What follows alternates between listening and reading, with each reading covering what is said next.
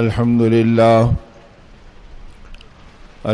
لله نحمده ونستعينه ونستغفره ونؤمن به ونتوكل عليه ونعوذ بالله من شرور أنفسنا ومن سيئات أعمالنا من يهده الله فلا مضل له ومن يضلله فلا هادي له نشهد أن لا إله إلا الله وحده لا شريك له ونشهد أن سيدنا وشفيعنا وحبيبنا ومولانا محمدا عبده ورسوله أرسله بالحق بشيرا ونذيرا بين يدي الساعة اللهم صل على سيدنا مولانا محمد وآله وأصحابه وبارك وسلم كما تحب ربنا وترضى عدد ما تحب ربنا وترضى قال النبي صلى الله عليه وسلم إنكم على بينة من ربكم ما لم تظهر فيكم سكرتان سكرة الجهل وسكرة حب الدنيا أنتم تأمرون بالمعروف وتنهون عن المنكر وتجاهدون في سبيل الله فإذا ظهر فيكم سكرة حب العيش فلا تأمرون بالمعروف ولا تنهون عن المنكر ولا تجاهدون في سبيل الله القائلون يومئذ بالكتاب والسنة كالسابقين الأولين من المهاجرين والأنصار أو كما قال عليه الصلاة والسلام. محترم بزرگوں اور عزیز بھائیوں اور دوستوں، حق تعالی شانہ محض اپنے لطف و کرم سے ہم سب کے جمع ہونے کو قبول فرمائے. یہ ان کا کرم ہے، ان کا انعام ہے، ان کے بے پناہ احسانات میں کا ایک یہ اشارہ اور ایک مظاہرہ ہے کہ پروردگار عالم نے ہماری بے شمار کمی اور کوتاہیوں کے باوجود اور رات دن دنیا کی محبتوں کے دلدل میں پھنسے رہنے کے باوجود اور اپنی زندگی کو غفلتوں میں ڈبوئے ہوئے رہنے کے باوجود اس کریم پروردگار عالم نے کرم فرمایا اور اپنی نسبت کی ایک زبردست دولت اور ایک زبردست محنت اپنے کرم سے ہمیں نصیب فرمائی، دین کی، ایمان کی، آخرت والی فکروں کی، اپنے انجام کو سنوارنے کی، اپنی زندگی کو بنانے کی اور ساری دنیا کے انسانوں کو حق کی راہ کی طرف رہبری کرنے والی روحانیت اپنی زندگی میں لینے کی اللہ پاک نے ایک مبارک محنت اپنے کرم سے ہمیں نصیب فرمائی. اور پھر اس مبارک محنت میں پروردگار عالم نے جو اپنے فضل اور اپنے کرم سے ہمیں جان و مال لگانے کے جذبے کی توفیق بھی عطا فرمائی. اس لیے کہ دین کی ان محنتوں میں اور ایمان کی ان کوششوں میں ہر اللہ کے بندے کے دل و دماغ میں اس زمانے میں ماحول کی برکت سے یہ بات اللہ پاک ہی کی طرف سے بھی عام اور تام ہو چکی کہ یہ وہ مبارک کام ہے کہ جس میں اپنی جان لگانا، اپنا مال لگانا، اپنے اوقات لگانا، اپنی تمناؤں کو کچلنا، اپنی خواہشات کو روندنا، اپنے نبی رحمت صلی اللہ علیہ وسلم کی تمناؤں کی بارگاہ نبوت پر اپنی زندگی کے جذبات کو بھیڑ چڑھانا اور اللہ کی نسبت پر اپنی قربانیوں کو پیش کرنا، یہ گویا ہماری ان محنتوں کا حاصل اور ہماری ان کوششوں کا خلاصہ ہے، جس کے اندر کوئی نہ نام ہے، نہ نمود ہے، نہ کوئی شور ہے، نہ شرابہ ہے، نہ کوئی وقتی آدمی کی زندگی کے اغراض ہیں، نہ کوئی دنیا کے ذاتی جذبات ہیں. اللہ کا دین پاک ہے، دین کی محنتیں پاک ہیں اور دینی محنتوں کا ماحول پاک ہے، اور اللہ پاک نے اس پاکیزہ ماحول میں ہمیں اپنی زندگی کو پاکیزہ بنانے کے لیے اور اپنی روح کو پاک بنانے کے لیے یہ مبارک محنتیں عطا فرمائی ہیں. اللہ پاک اپنے کرم سے ان محنتوں میں اپنے فضل سے ہم سب کو قبولیت عطا فرمائے، اور قبولیت یہ ہے کہ اللہ پاک ہم سے راضی ہو جائے، اور ان کے راضی ہونے کی علامت یہ ہے کہ ان کا مبارک دین ہماری زندگیوں میں آ جائے، ہماری سوچ میں، ہماری فکر میں، ہماری تمناؤں میں، ہماری جی کی چاہتوں میں اور ہماری زندگی کے جذبات میں ہر چیز میں اللہ کا دین غالب ہو، اور اللہ کے دین کے ساتھ ہماری اپنی زندگیاں ظاہری اور باطنی طور پر رنگی ہوئی ہوں، اس مبارک دین میں کو اپنی زندگی میں لینا، اس کے لیے دین کی محنتیں ہیں۔ دین کتابوں میں رہنا اور دین خیالوں میں رہنا اور دین گویا فریم میں رہنا، یہ ہماری زندگیوں کا اصل خلاصہ اور مقصود نہیں ہے، بلکہ مقصود یہ کہ دین ہماری زندگی میں رہنا۔ جیسے دوائیں اندر میں آتی ہے تو صحت باہر میں نظر آتی ہے، اسی طرح دین اندر میں نظر آئے گا تو اطاعت باہر میں نظر آئے گی، تقوی زندگی میں نظر آئے گا، اللہ کا تعلق ہمارے اعمال سے باہر اپنے معاشرے اور ماحول میں نظر آئے گا۔ پھر ہماری زندگی کے اثرات ہمارے اپنے پورے ماحول پہ پڑیں گے، پھر مرد بھی، عورتیں بھی، بوڑھے بھی اور جوان بھی، اور پڑھے لکھے بھی اور بے پڑھے بھی۔ پھر ہر ایک کی زندگی کی بنیاد اپنے خالق و مالک کو پہچاننا، اپنی آخرت کو جاننا اور اپنے انجام کو سامنے رکھ کر اپنی زندگی کو گزارنا۔ اس راستے پر اللہ پاک نے اس مبارک محنتوں کے ذریعے سے اپنی نعمتوں کے دینے کا مظاہرہ ہر زمانے میں فرمایا۔ جب بھی اللہ کے دین کی محنت ہوئی تو اللہ کے دین کی محنت سے اللہ کا دین ملا، اور جب دین ملا تو اس کے نتیجے میں دیندار زندگیاں وجود میں آئیں، اور جب دیندار زندگی بنی تو دعائیں قبول ہوئی، اللہ کی رضا ظاہر ہونے لگی، دلوں کی دنیا پلٹنے لگی، حالات عالم بدلنے لگے، ماحول میں تغیرات آنے لگے، اور ہر ایک کی زندگی میں جبکہ ابتدا میں محنت کی گئی، مجاہدے کیے گئے، قربانیاں دی گئیں، اور پھر ماحول بنا تو چلتے چلتے اور ہر اشارے اور کنایے سے اللہ کی قدرت نظر آنے لگی، اور آخرت چھوٹے اور بڑوں کو سمجھ میں آنے لگی۔ تو یہ خاصہ ہے دین کی محنتوں کا اور دیندار بننے کی برکتوں کا کہ زندگی کے اندر یہ رخ آدمی کی زندگی کے اندر آئے۔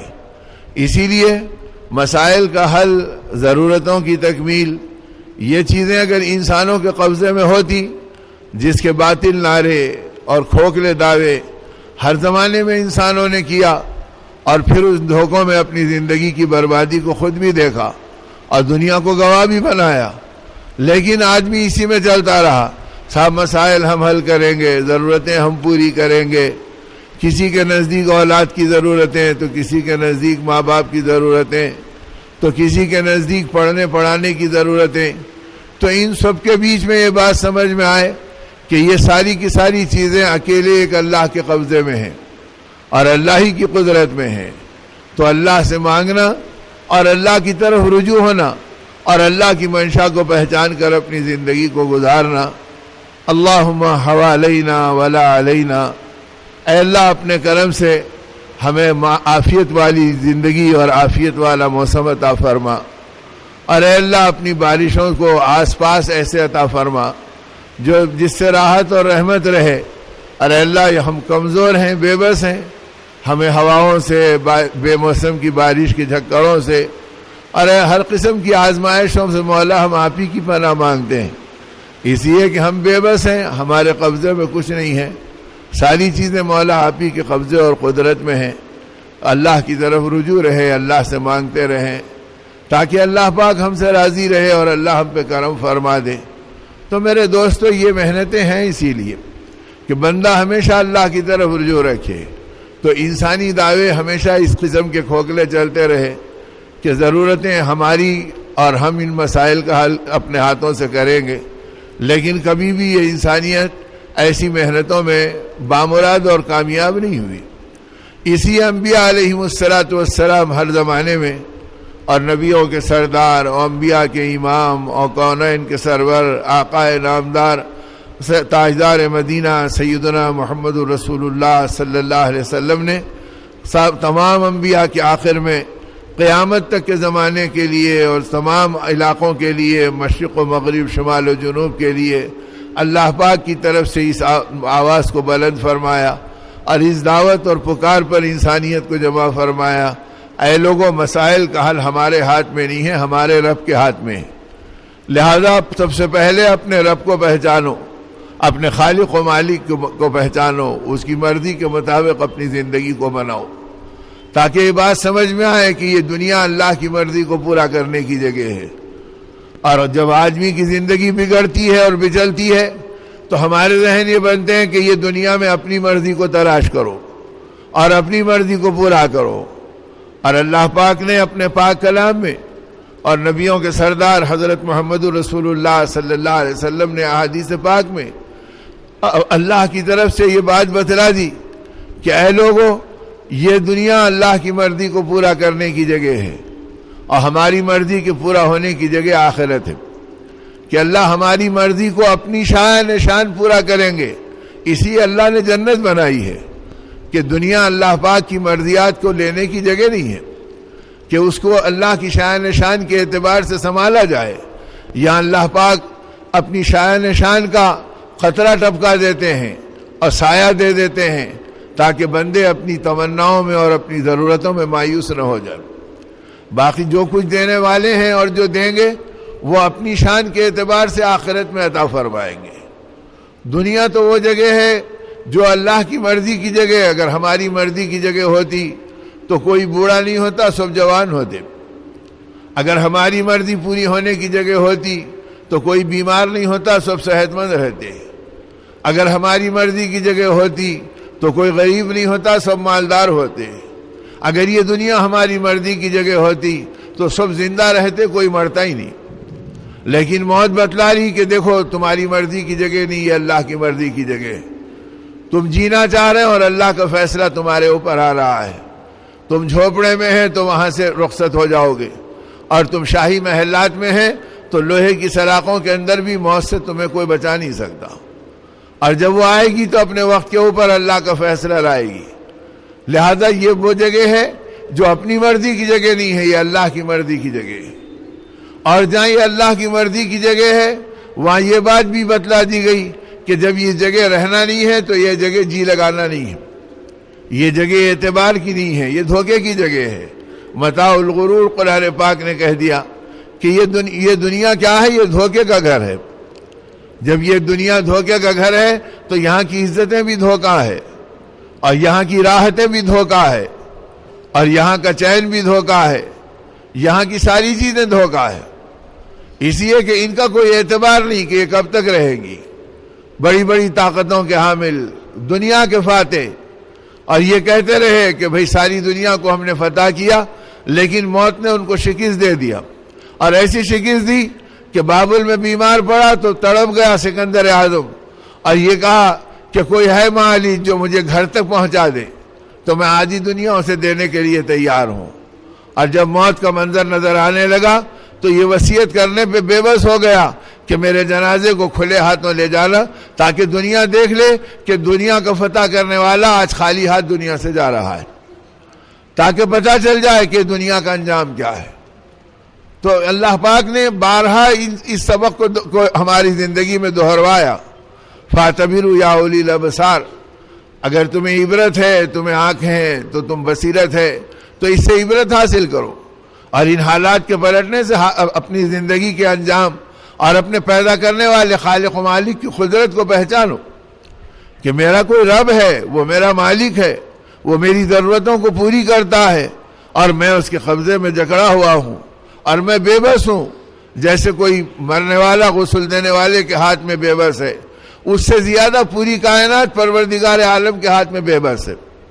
یہ اپنی مرضی سے کروٹ نہیں لے سکتی، یہ اپنی مرضی سے پلٹ نہیں سکتی. جو کچھ ہے وہ اللہ کے قبضے اور قدرت میں. اسی انبیاء علیہ السلام کی محنتوں کی بنیاد یہ تھی کہ پہلے یہ انسان اپنے خالق و مالک کو پہچانے، اور جب تک یہ بندہ اپنے مالک کو نہیں پہچانتا یہ اپنی مرضی سے ہٹ کر اللہ کی مرضی پہ کرنے کے لائق بھی نہیں بنتا. اسی لیے پہلی وحی عمل کی جو آئی، اقرأ باسم ربک الذی خلق، یہ تو تعارف کی وحی تھی، اور نبی رحمت صلی اللہ علیہ وسلم کے نبوت کے ظہور کا اعلان تھا. اس کے بعد جو آپ پر بے کلی اور بے چینی اور آپ کی زندگی کے اندر ایک بے قراری آئی، یا اللہ میں کیا کروں گا اور میں کیسے کروں گا اور کس طرح میری زندگی میں اتنی بڑی امانت کا حق ادا ہوگا. پسینے میں ڈوب رہے ہیں، بے قراری میں تڑپ رہے ہیں. زملونی زملونی یا خدیجہ، آپ فرما رہے ہیں اے خدیجہ مجھے چادر اڑا دو، چادر اڑا دو. اور اس حالت کو دیکھ کے اماں جان آپ کو تسلی بھی دے رہی ہے، اے اللہ کے نبی آپ کو اللہ ضائع نہیں کرے گا. آپ غریبوں کے کام آتے ہیں، آپ مسافروں کو راستہ دکھاتے ہیں، آپ پریشان حالوں کی مدد کرتے ہیں، آپ بیواؤں کو راحت پہنچاتے ہیں، اللہ آپ کو ضائع نہیں کرے گا۔ تو گویا وہ اعمال اور وہ اوصاف بتلائے جس کے اندر آدمی اغراض سے پاک ہے اور اللہ کی مخلوق کے ساتھ اللہ کے لیے کچھ کر رہا ہے، اور اس حالت میں جس وقت آپ کو چادر اڑائی جا رہی ہے اور آپ پسینے میں شرابور ہیں، اب عمل کی پہلی وحی آئی، یا ایھا المدثر قم فانذر وربک فکبر، اے چادر اوڑھ کے لیٹنے والے ہمارے حبیب صلی اللہ علیہ وسلم اٹھیے، نبوت لیٹنے کے لیے نہیں دی گئی، کھڑے ہو جائیے، قم فانذر، اور لوگوں کو ان کے انجام سے ڈرائیے اور ان کی زندگی کا نتیجہ ان کو دکھلائیے، اور اس کے لیے کیا کیجئے، وَرَبَّكَ فَكَبِّرْ، اپنے رب کی بڑائی بیان کیجئے۔ تو اس لیے دین کی محنتیں اور ایمان کے راستے کا پہلا قدم وہ ہے کہ جس میں اس بندے کو اپنے خالق کی بڑائی، ان کی کبریائی، ان کی ہیبت، ان کی عظمت، ان کی محبت، ان کی شفقت، ان کی جود و عطا اور ان کے لامحدود خزانے اور ان کی بے پناہ محبتیں، یہ ایک بندے کے دل و دماغ پہ طاری ہو کہ میں اپنے رب کا غلام اور بندہ ہوں، اور وہ رب ان خزانوں کا مالک ہے جو کسی اور کے قبضے میں نہیں ہے، اور جو ان کے قبضے میں ہے وہ بلا شرکت غیر تنہا ان کے اختیار میں ہے۔ اے اللہ، میں آپ کا بندہ ہوں، میں آپ کی مرضی پہ چلوں گا، اب اپنی مرضی پہ نہیں چلوں گا۔ اپنی مرضی پہ چلنا اسے حیوانوں کا راستہ بتلایا، یہ انسانوں کا راستہ نہیں ہے۔ گلے کی ڈوری کھول دو اس بکری کے اور گائے کے اور بیل کے، اب یہ چلے اپنی مرضی کے اوپر، جدھر چارہ دکھا ادھر چر گئے، اور جدھر گلی دکھی ادھر مڑ گئے، اور جب برتن نظر آیا اس میں منہ مار دیے، انہیں کچھ پتہ نہیں کہ کس کا کھا رہے ہیں، کیا کھا رہے ہیں۔ بلی کو دودھ دکھا تو لپک پڑی، اور مرغی کو دانہ دکھ گیا تو کود پڑی۔ اب ان کو کوئی پرواہ نہیں کہ ہم کس کا کھا رہے ہیں اور کیا کھا رہے ہیں، بس یہ تو اپنی مرضی پہ چل رہے ہیں کہ جدھر نظر آ گیا ادھر اپنے آپ کو چلا لو۔ اگر اس انسان کو حلال و حرام نہیں دکھ رہا، اپنا اور پرائے کا نہیں دکھ رہا، اور ان چیزوں کے اندر کوئی اپنی رب کی مرضی نظر نہیں آ رہی، یہ اپنی مرضی پہ مارے پوری دنیا میں پھر رہا ہے، تو اس میں اور حیوان میں اللہ کی نگاہ میں کوئی فرق باقی نہیں رہتا۔ اسی لیے ہمارے حضرت مولانا محمد یوسف صاحب رحمۃ اللہ علیہ فرمایا کرتے تھے، ارے 5 سال کا بچہ اگر ہڈی کا ٹکڑا بتاتا ہے تو کتا بھی دم ہلاتے ہوئے قریب آ جاتا ہے، اور وہی بچہ اگر ہڈی کے ٹکڑے کی جگہ پتھر کا ٹکڑا اٹھا لے تو کتا بھی دم دبا کے بھاگ جاتا ہے۔ تو پیٹ بھرنے کی چیز کیا ہے اور پیٹھ کو بچانے کی چیز کیا ہے، تو وہ تو کتا بھی جانتا ہے۔ اگر تم انسان بن کر اور ایمان والے بن کر اور نبی رحمت صلی اللہ علیہ وسلم کے غلام اور امتی بن کر اگر تم نے زندگی کی ساری صلاحیتوں سے پیٹ اور پیٹھ کو ہی پہچانا اور آگے کچھ نہیں پہچانا، تو ہم میں اور کتوں میں کوئی فرق باقی نہیں رہا۔ ہم نے اپنی زندگی کی حیثیت کو حیوانوں اور جانوروں کے راستے کے اوپر ڈال لیا۔ اس لیے میرے دوست اور میرے بزرگوں، یہ زندگی اپنی مرضی کی جگہ نہیں، مولا کی مرضی کی جگہ ہے کہ اللہ کی مرضی کی بنیاد پر چلو۔ شاہ دولہ رحمۃ اللہ علیہ اسی ملک کے بڑے اہل اللہ میں سے گزرے، اور ان کے زمانے میں گویا ایک سیلاب آیا، اور جو بند اور جو تالاب تھا وہ پھٹنے لگا۔ اب مخلوق خدا پریشان ہوئی کہ آبادی خطرے میں پڑ گئی، گاؤں ڈوب جائے گا، تدبیریں ہماری ساری بے بس ہو گئیں۔ اور جب آدمی مصیبت میں پریشان ہوتا تو اللہ اور اللہ والے یاد آتے ہیں، اور اسی کو اللہ پاک کہتے ہیں کہ راحتیں دیتے ہیں تو تم ہم سے غافل ہو جاتے ہو، اور سہولتیں ملتی ہیں تو اس کے اندر تم ڈوب جاتے ہو اور باغی بن جاتے ہو، اور جب مشقتوں میں پکڑتے ہیں تو ہمارے علاوہ تم کو کوئی نظر نہیں آتا، اور اب کہتے ہیں کہ اللہ کے علاوہ کوئی اور نہیں بچا سکتا۔ تو یہ مزاج تو منافقین و مشرکین کا بھی تھا کہ بے بس ہوتے تو اللہ ہی کو پکارتے، اور مومن وہ ہے جو ہر حال میں اللہ کی طرف چلے۔ لِكَيْ لَا تَأْسَوْا عَلَىٰ مَا فَاتَكُمْ وَلَا تَفْرَحُوا بِمَا آتَاكُمْ، جب انہیں ملتا تو اتراتے نہیں اور چھنتا تو گھبراتے نہیں، ہر حالت کے اندر اپنے رب کی منشا اور رب کی مرضی کے مطابق اور تابعدار بن کر اپنی زندگی کو گزارتے ہیں۔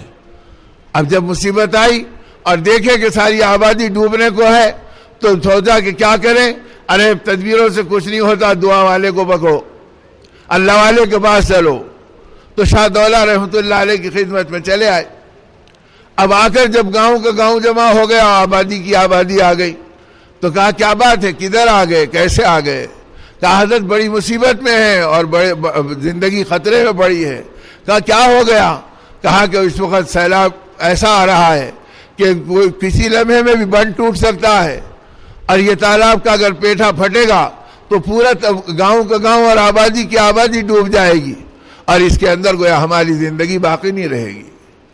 اب کوئی تدبیر کر رہے ہیں تو کوئی قابو میں نہیں ہے، اللہ کے لیے دعا فرما دیجئے۔ فرمانے لگے اچھا اتنی بڑی پریشانی آ گئی اور ایسی بات ہے، چلو چلو ہم بھی چلیں گے تمہارے ساتھ۔ کہاں ہے وہ تالاب؟ اب یہ مخلوق خدا کو اور راحت ملی، ارے اللہ والا دعا ہی نہیں بلکہ چلنے کو بھی تیار ہے، چلو ان کے برکت والے ہاتھوں سے کچھ مٹی دلا دیں گے، کچھ وہاں پر کسی پتھر پہ دم کرا دیں گے تاکہ پھٹنے والے جھرے اور آنے والا پجرنے والا پانی رک جائے۔ اب وہاں چلے اور دیکھا کہ پانی گویا اس کے اندر سے رس رہا ہے اور گویا وہ دھارے پھیلنے کو ہے، تو اب وہاں پہنچ کے فرمایا اچھا یہ حال ہے، فرمایا بتاؤ کدال کہاں ہے، پھاوڑا کہاں ہے؟ لوگوں نے لا کے دیا کہ حضرت یہ ہے۔ اب وہ لے کے اس کے اوپر چلانے لگے تو وہ سوراخ اور بڑھنے لگا اور وہ پیٹھا اور خطرے میں بڑھ گیا، اور جب شگاف پھیل گیا تو پانی اور زور سے آنے لگا۔ اب مخلوق خدا رو پڑی، کوئی ہاتھ پکڑ لیا، کوئی پیروں پہ گر پڑا۔ کہا حضرت کیا کر رہے ہیں؟ اگر آپ ایسے کریں گے تو کل کی جگہ آج اور تھوڑی دیر کی جگہ ابھی ہم ڈوب جائیں گے اور یہ سیلاب آ جائے گا اور رہا بند ٹوٹ جائے گا، یہ کیا کر رہے ہیں؟ شاہ دولا رحمۃ اللہ فرمایا سنو سنو، جدھر مولا ادھر شاہ دولا۔ اگر مولا کی مرضی سیلاب لانے کی ہے تو شاہ دولا کی مرضی سیلاب آنے کی ہے۔ ہم مولا کے پارٹی کے ہیں، تمہاری پارٹی کے نہیں ہیں کہ مولا کی مرضی جو ہے اس کے خلاف ہم جائیں، یہ ہمارے بس کی بات نہیں ہے۔ جو مولا کی مرضی ہے وہ ہماری مرضی ہے۔ اگر مولا کی مرضی سیلاب کی ہے تو ہماری مرضی بھی سیلاب کے آنے کی ہے۔ اب یہ اور گھبرا گئے کہ معاملہ تو الٹا ہو گیا۔ اب جو گھبرا گئے تو جو پہلے ہی دل نرم، موت آنکھوں میں گھوم رہی ہے، اب اس حالت میں جب آبادی رونے لگی تو فرمانے لگے دیکھو ایک راستہ کھلا ہے، اگر تم کہو تو میں تدبیر بتاؤں۔ کہا حضرت فرمائیں؟ کہا وہ یہ ہے کہ اپنی مرضی کو قربان کرو اور مولا کی مرضی کو اپنی مرضی بنا لو۔ اگر تم مولا کی مرضی کو اپنی مرضی بنا لیں گے تو مولا تمہاری مرضی کو اپنی مرضی کے طور پہ قبول کر لے گا۔ لہذا توبہ کرو، اپنے گناہوں پہ تڑپو، نادم ہو، اور آگے کے لیے عہد کرو کہ اب ہماری زندگی بغاوت و نافرمانیوں میں نہیں گزرے گی۔ اب دل تو ویسے ہی موم تھے، اب جب سبوں نے تڑپ کے دعا کی اور تڑپ کر اپنا توبہ کی تو فوراً ہاتھ اٹھا کے دعا کی اور کہا مولا یہ کمزور بندے ہیں، اپنی خطاؤں پہ نادم ہیں، اب یہ معافی کی بھیک تجھ سے مانگتے ہیں، مولا انہیں معاف کر دے اور ان کی پریشانی کو دور کر دے، اور ان کی مرضی کو آپ پورا کر دیجئے، یہ آپ کی مرضی پورا کرنے کا عہد کر رہے ہیں۔ نتیجہ یہ ہوا ادھر دعا ہوئی، ادھر سیلاب کا رخ پلٹ گیا اور پانی کا دھارا الٹا بہنے لگا، اور اللہ نے بغیر کسی ظاہری تدبیر کے اس علاقے کی حفاظت فرما لی۔ تو میرے دوستو، اللہ پاک کا معاملہ یہ ہے کہ بندے کے ذمے کی ذمہ داری کو پورا کرنے کا راستہ نبیوں نے بتلایا کہ دیکھو یہ دنیا اللہ کی مرضی کو پورا کرنے کی جگہ ہے۔ آج گھروں کے جھگڑے، آپس کے اختلافات، ایک دوسرے کے آنکھوں میں خون کا اترنا، دلوں میں پھٹن کا آنا، اور عالمی بنیاد پر زندگیوں کی بربادی، اس کی بنیاد یہ ہے کہ ہم اپنی مرضی سے کر رہے ہیں، اللہ کی مرضی کو بھول گئے، اور ہماری مرضی فتنوں کا سبب بن گئی، اور ہماری مرضی خون خرابے کا سبب بن گئی، اور ہماری مرضی بربادی کا سبب بن گئی۔ اب نبیوں نے اور نبیوں کے سردار رحمت عالم صلی اللہ علیہ وسلم نے یہ بات بتلائی کہ دیکھو اگر تم اپنی مرضی کو فنا کرنا چاہتے ہو تو مولا کی مرضی پر چلو۔ مولا نے اس کائنات کو امتحان کے لیے بنایا، انعام کے طور پہ نہیں بنایا۔ یہ زندگی امتحان کے طور پر، یہ جوانی اور صحت امتحان کے طور پر، یہ تنگی اور بیماری امتحان کے طور پر، ان میں سے کوئی انعام کے طور پہ نہیں ہے، بلکہ اللہ پاک یہ دیکھ رہے ہیں لِيَبْلُوكُمْ أَيُّكُمْ أَحْسَنُ عَمَلًا، کہ ہم تم کو مبتلا کر کے دیکھیں گے کہ کون اچھے عمل کرتا ہے۔ اب ان کے اندر اپنے اعمال کو بنانا، اپنے یقین کو سنوارنا، اپنے رب کے ساتھ اپنے تعلق کو جوڑنا کہ یہ جگہ میں اپنی مرضی پہ نہیں اپنے مولا کی مرضی پر چلوں گا، تو پھر وہ اللہ غیب سے ہماری مرضی کو اپنی قدرت سے پورا کریں گے۔ تو اس لیے میرے بھائیوں اور میرے بزرگوں، یہ دنیا کے بارے میں یہ بتلایا گیا کہ جس پروردگار عالم نے اس کو بنایا، اس پروردگار عالم نے اس کی حیثیت کو اتنا بے قیمت بنایا ہے کہ ساری دنیا، زمین و آسمان، چاند و سورج، ستارے اور سیارے، خزانے اور دولتیں، ہیرے اور جواہرات، بادشاہوں کی دولتیں اور دنیا کی لذتوں کے انبار، یہ ساری کی ساری چیزیں ایک مچھر کے پر کے برابر بھی حیثیت نہیں رکھتی۔ یہ اتنی بے قیمت دنیا ہے۔ اگر یہ دنیا اتنی بے قیمت ہے تو اس کے دھوکے میں مت پڑو، اس لیے کہ جو دنیا پوری کی پوری ایک مچھر کے برابر پر کے برابر حیثیت نہیں رکھتی، سمجھدار آدمی کا راستہ نہیں ہے کہ وہ اس کو محبوب بنائے اور وہ اس کو مطلوب بنائے، بلکہ ضرورتوں کو پورا کرنا ایک علیحدہ چیز ہے اور مقصد کو پورا کرنا یہ زندگی کی ذمہ داری ہے۔ ضرورتیں تو آدمی کی کسی طرح بھی پوری ہو جائیں گی۔ ارے بھائی دوپہر سے شام تک کا وقت گزارنا ہے، اگر روٹی نہیں ملتی تو چاول مل گیا، اور چاول نہیں ملتی تو چنے کے دانے مل گئے، اور وہ نہیں ملتے تو آدمی کچھ پھانک کر اور 2 بسکٹ کے ٹکڑے کھا کر اپنا وقت گزار سکتا ہے۔ ضرورتیں بدل سکتی ہیں لیکن مقصد میں کوئی فرق نہیں آ سکتا ہے، اور جو آدمی مقصد کو بدل دیتا ہے وہ اپنی زندگی کی قیمت کو کھو دیتا ہے۔ تو یہ راستہ بتلایا گیا کہ اپنی زندگی کے اندر اپنی ضرورتوں کو پہچانو، اور یہ دنیا جو اللہ پاک نے بنائی ہے یہ بے حیثیت و بے قیمت بنائی ہے، یہ مردار دنیا ہے۔ جب یہ دنیا بے حیثیت ہے تو اس کی تمنائیں ردی سامان کی طرح ہیں، تو یہ چیزیں سمجھدار انسانوں کا میدان محنت نہیں ہے۔ اب نبی رحمت صلی اللہ علیہ وسلم نے صحابہ کرام کے سامنے اس دنیا کی حقیقتوں کو کھولا، اور اللہ پاک کے پاک کلام نے جگہ جگہ اس دنیا اور دنیا کا انجام اور دنیا کی محبتوں کی حقیقت کو صاف ظاہر کیا، تاکہ سمجھ میں آ جائے کہ دنیا کی کیا نوعیت ہے۔ کہ ساری دنیا کے بارے میں رحمت عالم صلی اللہ علیہ وسلم کے ارشاد پاک کا خلاصہ یہ ہے کہ کل قیامت کا میدان ہوگا اور اللہ پاک اس پوری دنیا کو ایسے سجائیں گے جیسے کوئی دلہن کو سجاتا ہے، اور ایسے سجائیں گے کہ اس کے اندر کی تمام زیب و زینت کی چیزوں سے اسے سجایا جائے گا۔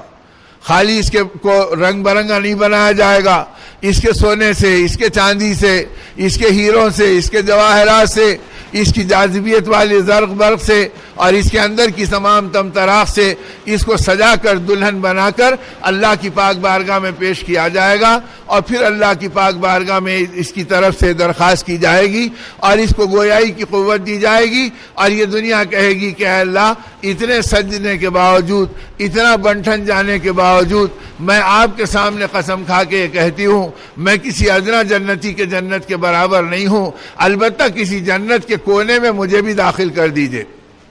تو حق تعالی شانہ کا جواب ہوگا، اے دنیا تو ہماری نگاہوں میں اتنی خبیث و بے حیثیت ہے کہ ہم تجھے کسی ادنا جنتی کے جنت کے کونے میں کیا داخل کرتے، جس جنت میں تجھے داخل کیا جائے گا تیری نحوست سے میرے جنتی کے جنت کی زینت بھی ختم ہو جائے گی، اور فرشتوں کو حکم ہوگا کہ ان سب کو اٹھا کر جہنم کا ایندھن بنا دو اور اسے جہنم کے انگاروں میں ڈال دو۔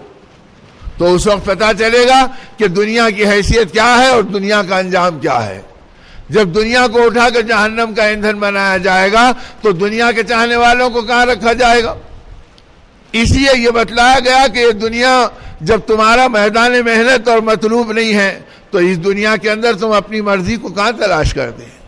ہاں تمہاری مرضی کو پورا کرنا ہے تو تم اپنے مولا کی مرضی کو پورا کرنے والے بن جاؤ۔ اب صحابہ کرام اللہ کی مرضی کو پورا کر کے چل رہے ہیں، اور اللہ پاک ان کی زندگیوں میں اپنی قدرت کا تماشا دکھلا رہے ہیں۔ مسجد نبی ہے، صحابہ کرام کا ایک خاصا مجمع جمع ہے، اور وہ بھوک اور فاقوں کے اندر ڈوبا ہوا ہے۔ کئی دن سے ان کے گھروں میں چولہے نہیں جلے ہیں اور ان کے گھر سے دھواں نہیں نکلا ہے۔ نبی پاک صلی اللہ علیہ وسلم ان کے درمیان میں رونق افروز ہیں، اور آپ فرما رہے ہیں من رضی بالمؤمنین من المال رضی اللہ سبحانہ تعالی بالقلیل من الاعمال او کما قال۔ آپ نے فرمایا اے لوگوں سن لو اور اس بات کو سمجھ لو، جو آدمی تھوڑی دنیا پر اللہ کے لیے راضی ہو جائے گا، اللہ قیامت کے دن تھوڑے دین پر اس سے راضی ہو جائیں گے۔ اب صحابہ کہتے ہیں ہمارے لیے عید ہو گئی کہ جو دنیا میں تھوڑے مال پر اللہ سے راضی ہو جائے گا، اللہ قیامت کے دن تھوڑے اعمال پر اس سے راضی ہو جائیں گے۔ اب یہ سنتے ہی ان کے فقر و فاقے ان کے لیے عزت بن گئے، ان کی بھوک اور پیاس ان کے لیے آخرت کا خزانہ بن گئی۔ اللہ اگر ہم تھوڑی دنیا پہ راضی ہو گئے تو آخرت میں تھوڑے دن پر اللہ ہم سے راضی ہو جائیں گے، بس تو یہ فاقے بھی محبوب ہیں، یہ بھوک و پیاس بھی عزیز ہے۔ اب ان چیزوں میں گلے شکوے نہیں ہوئے، نہ اللہ سے بدگمانی ہوئی، نہ مخلوق کے اندر کوئی آدمی کا تجسس ہوا، بلکہ اپنی زندگی بے تاج کے بادشاہوں کی بن گئی، اور اتنے بے نیاز بن گئے کہ جب دنیا قدموں میں آئی تو رونے لگے، یا اللہ کہ ہماری محنتوں کا صلہ ہم کو دنیا میں تو نہیں مل جا رہا۔ تو اس صحبت کا تو مزاج یہ بنایا گیا کہ تم دنیا کے بارے میں اس ذہن کے ساتھ چلو اور اپنے اللہ کے ساتھ اپنا رشتہ ایسے مضبوط کرو کہ میری مرضی کیا ہے، میں تو اللہ کی مرضی پہ چلوں گا۔ اب اللہ کی مرضی پر اس امت کا اتنا مزاج بنایا گیا کہ مدینہ طیبہ ہے، اور صحابہ کرام رضوان اللہ تعالی علیہم اجمعین فرماتے ہیں کہ نبی رحمت صلی اللہ علیہ وسلم کی خدمت میں رئیس فلک کے پاس سے آئے ہوئے خزانوں کا انبار ہے، اور آپ لوگوں میں تقسیم کیے جا رہے ہیں، اور مدینہ سمٹ کر آ رہا ہے، اور آپ ہر ایک کے ساتھ اپنی سخاوت اور ان کو دینے کا جود و عطا کا معاملہ فرما رہے ہیں۔ اب یہ بات لوگوں میں عام ہوئی، قبیلہ عشر موجود تھا جو مدینہ کے جوار میں رہتا تھا، اب ان کو اپنے گاؤں میں پتہ چلا، ارے آقا کا یہ کلیمانہ معاملہ ہو رہا ہے اور وہ لوگوں میں بانٹ رہے ہیں، چلو عرصے سے ہمارے گھر کے چولہے بجھے ہیں، ہماری عورتیں رو رہی ہیں، ہمارے بچے فاقوں میں تڑپ رہے ہیں، ہمارے سینوں میں پھپولے پڑ رہے ہیں، اس منظر کو دیکھ کر چلو آقا کی خدمت میں رکھیں گے، آقا سے بڑھ کے ہمارا اور کون شفیق ہے، اور اللہ کے نبی صلی اللہ علیہ وسلم ہماری مدد فرما دیں گے۔ اب چنانچہ وہ اٹھ کر آئے اور وہ قافلہ چلے آیا، اب 300 کے قریب قبیلہ عشر چلے آئے ہیں، اور جب مسجد نبی پہ پہنچے تو نبی رحمت صلی اللہ علیہ وسلم اپنے گویا دولت قدے میں تشریف لے جا چکے تھے۔ اب انہیں پتا چلا کہ آقا تو گئے کمرے میں، اب وہ سوچے کہ پھر کب بلائیں گے، کیا کریں گے۔ اتنے میں آقا کو اطلاع ملی کہ اللہ کے نبی صلی اللہ علیہ وسلم عشری قبیلہ آ گیا ہے، تو آپ فوراً اپنے کمرے سے رونق افروز ہوئے، مسجد نبی کے ممبر پہ بیٹھے اور فرمایا کہ عشری قریب آ جاؤ، اور ان کو قریب بلایا محبت سے، اور فرمایا آج کے دن اللہ تم سے راضی ہے اور اللہ کا نبی بھی تم سے راضی ہے، تم آڑے وقتوں میں اللہ کے دین کے تقاضوں کو پورا کرتے رہے، تم نبی کے مہمانوں کو اپنے گھر لے جاتے رہے، تم اپنے بچوں کو بھوکا سلا کر ہمارے لائے ہوئے بھیجے ہوئے مہمانوں کی خاطر و مدارات کرتے رہے، تم اپنے گھر کو فقر و فاقوں میں ڈال کر ان لوگوں کو دین سکھاتے رہے اور اپنے گھروں میں ٹھہرا کر ان کو آخرت کی زندگی کے لیے تیار کرتے رہے۔ اب آپ خود ان کے مناقب بیان کر رہے ہیں، تو قبیلہ عشر ایک دوسرے کو دیکھ رہا کہ ارے جو بات ہم کہنے کے لیے آئے تھے آقا خود فرما رہے ہیں۔ اب یہ کہتے ہوئے نبی رحمت صلی اللہ علیہ وسلم نے فرمایا آج اللہ بھی تم سے راضی ہے، اللہ کا نبی بھی تم سے راضی ہے، آج تم جو مانگو گے تمہیں مل جائے گا اور تمہیں عطا کیا جائے گا۔ اب ان کے چہرے چمک گئے، ان کی نگاہیں خوشی کے مارے ایک دوسرے کو دیکھنے لگی، ہم لینے کے لیے آئے اور آقا دینے کے لیے بیٹھ گئے، اور آقا فرما رہے کہ تم جو مانگو گے آج اللہ اور اللہ کا نبی تم کو دے دے گا اور تمہیں عطا کیا جائے گا۔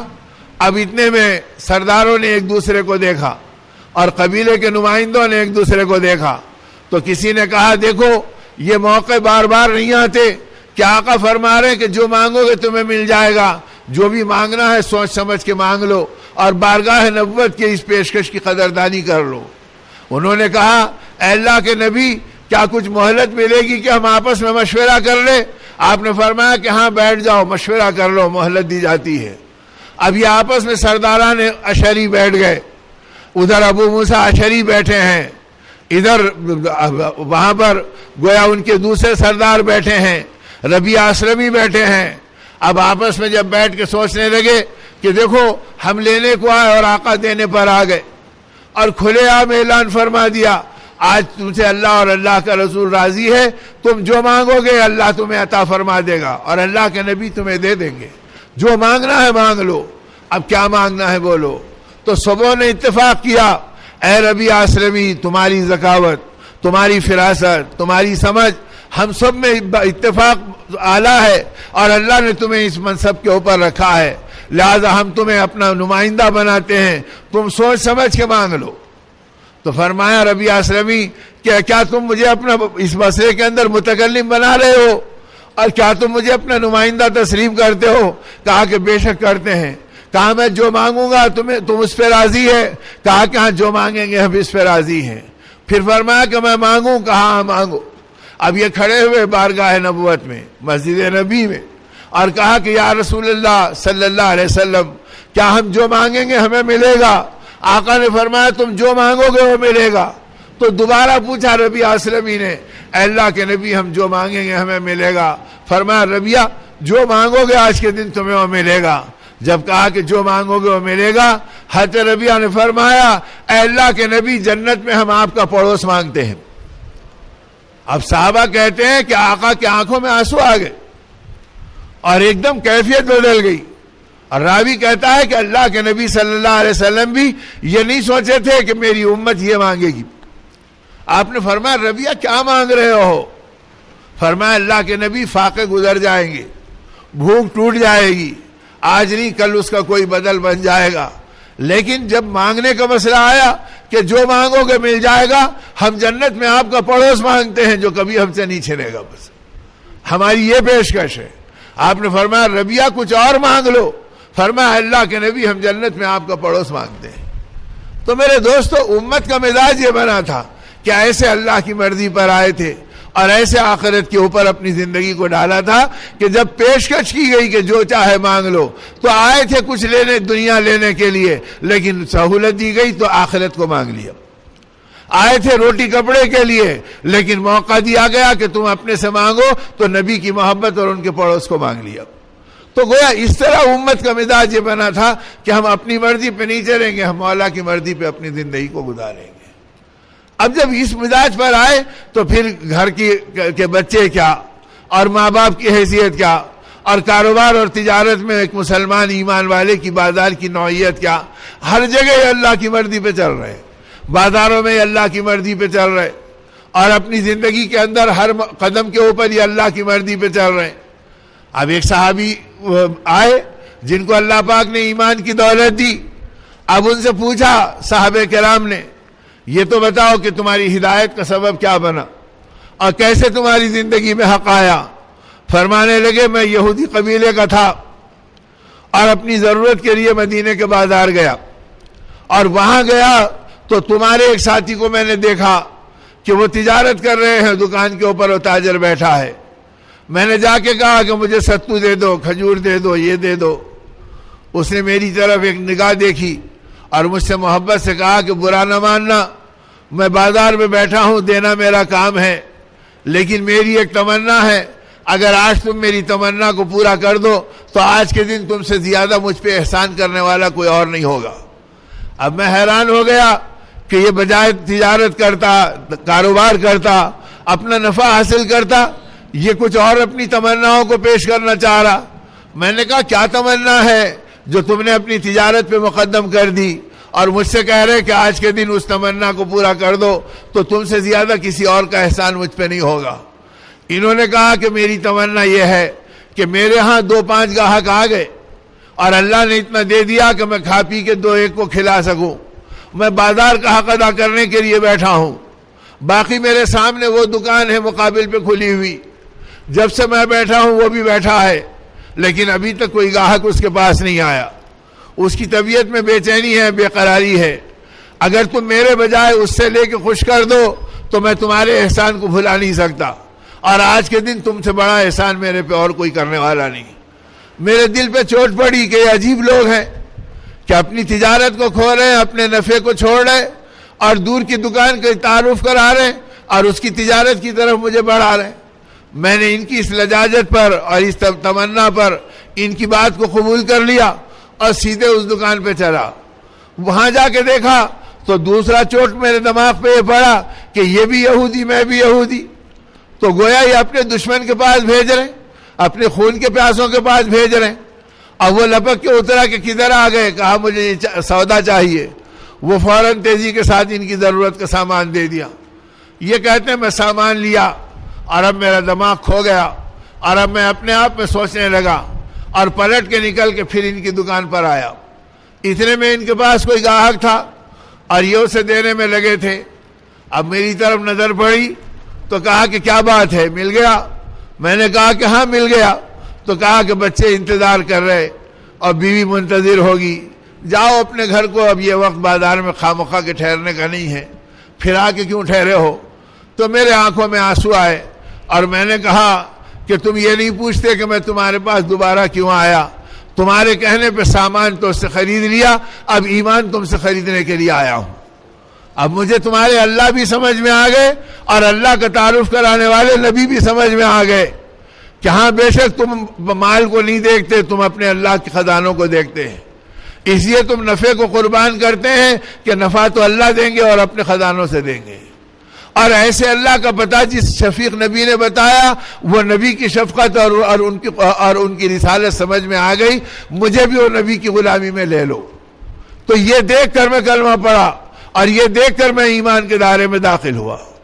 تو میرے دوستو, بازاروں میں بھی یہ امت اپنی مرضی پہ نہیں چلی, بلکہ یہ امت بازاروں کے اندر بھی اللہ کی مرضی پہ چلی اور نبی کے طریقے اور نبی کی لائی ہوئی فکروں پر اپنی زندگی کو گزارا. لیکن یہ اس وقت ہوا جب کہ اندر سے ایمان بن چکا تھا اور یقین کی دولت سینوں میں بھری ہوئی تھی کہ اللہ سے ہوتا, اللہ کے غیر سے نہیں ہوتا. اب تو معاشرے میں یقین لٹ گیا, اسی اعمال بے جان ہو گئے. وہ اعمال جس کے پیچھے ایمان جتنا مضبوط ہوگا, اعمال اتنے وزنی ہو گئے. اب صحابہ کرام میں ایسے واقعات کہاں ملیں گے کہ وہ 1.25 لاکھ کا وظیفہ پڑھ رہا ہے اور وہ اتنی دیر بیٹھے ہوئے ہیں, انہوں نے ادھر ہاتھ اٹھا کے مانگا اور ادھر لمحوں کے اندر ہو گیا. اس لیے کہ اس کے پیچھے پہاڑوں جیسا ایمان تھا اور اس کے پیچھے سمندروں جیسا یقین تھا کہ ہم اس اللہ سے مانگ رہے ہیں جس کے قبضے میں سب کچھ ہے, اور اس سے مانگ رہے ہیں جس سے ہمارا تعلق سب سے زیادہ ہے. اب اللہ کے ساتھ اپنے تعلق کو قائم کیا تھا اور وہ تعلق کو قدم قدم پہ بڑھایا تھا, اپنی تمناؤں کو قربان کر کر, اپنی مرضی کو چھوڑ کر اور اپنے گھرانے کے تقاضوں کو توڑ کر کہ بھئی اللہ کی منشا کیا ہے اور نبی رحمت صلی اللہ علیہ وسلم کا مطالبہ کیا ہے. اب ساری زندگی ان بنیادوں پہ چل رہی ہے. اب نتیجہ یہ تھا کہ گورنر بنائے گئے تو اللہ کی مرضی کو پورا کیا, اور اگر فقیر بنائے گئے تو اللہ کی مرضی کو پورا کیا. 3 صدی ہجری میں ابن طولون کا زمانہ تھا, مصر کی بادشاہت کا دور تھا, اور وہ بادشاہ مصر کے زمانے میں مصر کا شاہی خزانہ, ابن طولون کا شاہی خزانہ مصر کی شاہی مسجد کے اندر گویا گنا جا رہا تھا اور اس کو چھانٹا جا رہا تھا کہ اشرفیوں کو الگ کرو اور دراہم کو الگ کرو اور پھر اس خزانے کو سجا کر بادشاہ کے پاس لے کے چل رہا ہے. اور ادھر ایک فقیر راستے سے گزر رہا ہے اور آواز لگا رہا ہے کہ میں کئی وقت کا بھوکا ہوں اور میں پریشان حال ہوں, کوئی ہے جو اپنی آخرت کا سودا کر لے اور میری ضرورت کو پوری کر دے. لیکن اس کی آواز کو کسی نے سنا, کسی نے نہیں سنا. وہ آواز صدا لگاتے ہوئے آگے بڑھا, مسجد شاہی کا دروازہ کھلا تھا, وہ اندر گیا. اس نے دیکھا کہ ایک بڑے حصے کے اندر خزانہ چمک رہا ہے اور لوگ اس کے نگران کھڑے ہیں اور وہاں اس کی تھیلیاں بنائی جا رہی ہے. یہ سادگی میں آگے بڑھا اور کہا کہ دیکھو میں پریشان حال ہوں, میری کچھ مدد کر دو. انہوں نے کہا دور ہٹو, دور ہٹو, یہ شاہی خزانہ ہے, یہ سرکاری معاملہ ہے, اگر کوئی خلل ہو گیا تو ہماری گردن اڑائی جائے گی, لہذا خاموش ہو, پیچھے چلے جاؤ. یہ چلے گیا, مایوس ہو گیا وہاں سے بھی اور لگ گیا اپنی دعا میں اور اپنی عبادت میں. ان کا شاہی خزانہ جمایا جا رہا تھا, وہ جمتے جمتے آخری مرحلے پر آ گیا اور انہوں نے اسے پورا کیا اور وہاں سے ان کی پوری سواریاں اس خزانوں کو بھر کر لے چلی. اب شاہی محل کے اوپر خزانوں کے ساتھ وہ پہنچے. جب قریب پہنچے بادشاہ کے تو آپس میں کسی نے کہا ایک مرتبہ اپنے چیزوں کو دوبارہ دیکھ لو تاکہ جیسے ہم نے سوچا اور بنایا ویسی بادشاہ کے سامنے پیش کریں. اگر اونچ نیچ ہو جائے تو کہیں بادشاہ کو ہمارے اوپر شبہ نہ ہو جائے اور یہ چیز ہماری ہلاکت کا سبب نہ بن جائے. اب یہ خیال آیا تو انہوں نے پھر دیکھنا شروع کیا تو ایک دم وہ سر پکڑ کے بیٹھ گئے, یا اللہ کیا ہو گیا کہ اس میں 500 اشرفیوں کی ایک تھیلی غائب ہے. اب 500 اشرفیوں کی ایک تھیلی کم ہے. اب ادھر دیکھا ادھر دیکھا تو وہ جو شاہی راستہ جس میں کوئی اور نہیں آتا اس کے اوپر اپنے آدمیوں کو دوڑایا, وہاں بھی کوئی نہیں ملا. مسجد تک پہنچ گئے, مسجد تک پہنچے تو مسجد کا وہ سارا حصہ سناٹے میں تھا. وہاں کنارے پر سیڑھیوں کے قریب میں ایک کونے میں وہ فقیر بیٹھا دعا کر رہا تھا. وہ ابھی اپنی نماز ختم کیا تھا. انہوں نے اس سائل کو دیکھا کہ ارے یہ ابھی تک یہاں موجود نظر آ رہا. اس کے قریب گئے. جب اس کی دعا ختم ہوئی تو اس سے فوراً پوچھا یہ تو بتلا کہ کیا ایسے ہماری ایک تھیلی تھی اور وہ گر گئی, تجھے نظر آئی اور تو نے اسے دیکھا ہے. اس نے بیٹھے بیٹھے بے نیازی سے پوچھا یہ بتاؤ تھیلی کا رنگ کیسا تھا اور اس میں کیا تھا اور اس کی تعداد کیا تھی. جب انہوں نے تعداد بھی بتا دی, رنگ بھی بتا دیا, تو اسے اطمینان ہو گیا کہ انہی کی ہے. اپنی جگہ بیٹھے بیٹھے بے نیازی سے کہا مسجد کے اس کونے میں دیکھ لو جہاں تم گن رہے تھے, اور جانماز کے نیچے کنارے کے اوپر تم کو تمہاری امانت مل جائے گی. اب یہ دوڑے ہوئے گئے اور وہاں پلٹ کے دیکھا تو کپڑے کے نیچے وہ تھیلی ملی. اسے کھول کے گنا تو 500 اشرفیاں برابر سرابر نظر آئی. یہ کہنے لگے اللہ تیرا شکر ہے ہماری گردن بچ گئی, ورنہ ہماری جان خطرے میں پڑ جاتی. اب اس خوشی کے مارے وہ آئے اور اپنے جیب سے 50 اشرفیاں نکالی اور کہا یہ لے لے انعام. تو اب اس نے ہاتھ سے اشارہ کیا اور کہا میں دعا کر رہا ہوں, چلے جاؤ, میری دعا میں خلل پڑے گا. اب وہ پریشان ہو گئے. کہا کہ یہ کیا کہ جب اگر اسے ایک آدھی اشرفی دیتے تو یہ سینکڑوں دعائیں دیتا اور ہمارا احسان مانتا. اب ہم خوشی میں اسے 50 اشرفی دے رہے ہیں, یہ لینے کو تیار نہیں ہو, کہہ رہا کہ چپ ہو جاؤ اور دعا میں خلل مت ڈالو اور چلے جاؤ. انہوں نے کہا کہ بھئی یہ کیا ہے کہ جب ہم کہہ رہے تھے کہ ہمارے حساب میں خلل مت ڈال اور اب تو کہہ رہا کہ ہماری دعا میں خلل مت ڈال, کیا ہو گیا تجھے؟ اس نے کہا کہ بات دراصل یہ ہے کہ بھوکا تو اب بھی ہوں جب بھی تھا, لیکن ضرورت میں بے چین ہو کے جب کہہ دیا اور تم نے اپنی نیکی بنانے کا موقع کھو دیا, اور اب اللہ نے مجھے ایک نیکی بنانے کا موقع دے دیا اور امانت کی نیکی اللہ نے میرے اعمال نامے میں بنا دی اور حفاظت کی نیکی اللہ نے میرے اعمال نامے میں بنا دی, اور تم میری نیکی کو 50 اشرفیوں میں خرید رہے ہو. خبردار, میں ایک دن کا فاقہ اور برداشت کروں گا لیکن اپنی نیکی تمہارے ہاتھوں میں نہیں بیچوں گا. تو میرے دوستو, جب زندگیوں میں دینداری اور اللہ کی مرضی پہ چلنے کا مزاج آیا تھا تو راستے کا چلتا فقیر بھی اللہ کی مرضی کو پہچان رہا تھا. آج کا تہجد گزار بھی اللہ کی مرضی کو نہیں پہچان رہا, اللہ ماشاءاللہ جسے اللہ خوش نصیب بنا دے. ہم تو اپنی مرضی دیکھ رہے ہیں, اپنا مفاد دیکھ رہے ہیں, اپنے اغراض دیکھ رہے ہیں, تو وہ دیکھ رہے ہیں جو حیوانی جذبے ہیں. ہم یہ نہیں دیکھ رہے ہیں کہ اللہ کی مرضی کیا ہے, آخرت کیا ہے, انجام کیا ہے اور کیسے ان چیزوں کو سامنے رکھ کر چلنا ہے. تو اس طرح زندگیاں بنی تھی کہ چھوٹا ہو یا بڑا ہو وہ اللہ کی مرضی پر اپنی زندگی کو چلا رہا تھا. اپنی مرضی اس کے نزدیک کوئی ٹھکانہ نہیں تھا. گورنر بنائے گئے عمیر ابن سعید رضی اللہ تعالیٰ عنہ, ملک شام کے ایک علاقے حمص کے گورنر بنائے گئے. گورنری کا دور چل رہا ہے. امیر المومنین حضرت عمر رضی اللہ تعالیٰ عنہ نے ان کو متقی اور پارسا سمجھ کر بھیجا تھا, اور یہ دعا بھی مانگا کرتے تھے, اے اللہ عمر کی فراست میں برکت دے, میں تیرے بھروسے پہ لوگوں کا انتخاب کر رہا ہوں تاکہ یہ تیرے نبی کے نمائندے بنیں گے اور تیرے دین کے سچے ترجمان بنیں گے. اور پھر بعد میں ان کی زندگیوں کو جھانکتے بھی تھے کہ ان میں کوئی تبدیلی تو نہیں آئی, اور بھیجتے ہوئے ان سے عہد و پیمان بھی لیتے تھے, دیکھنا گورنر بننے کے بعد تمہیں اپنی مرضی پہ نہیں چلنا پڑے گا, اللہ کی مرضی پہ رہو گے, اور اللہ کی مرضی پہ چلنے کے لیے تمہیں اوروں سے زیادہ احتیاط کرنی پڑے گی.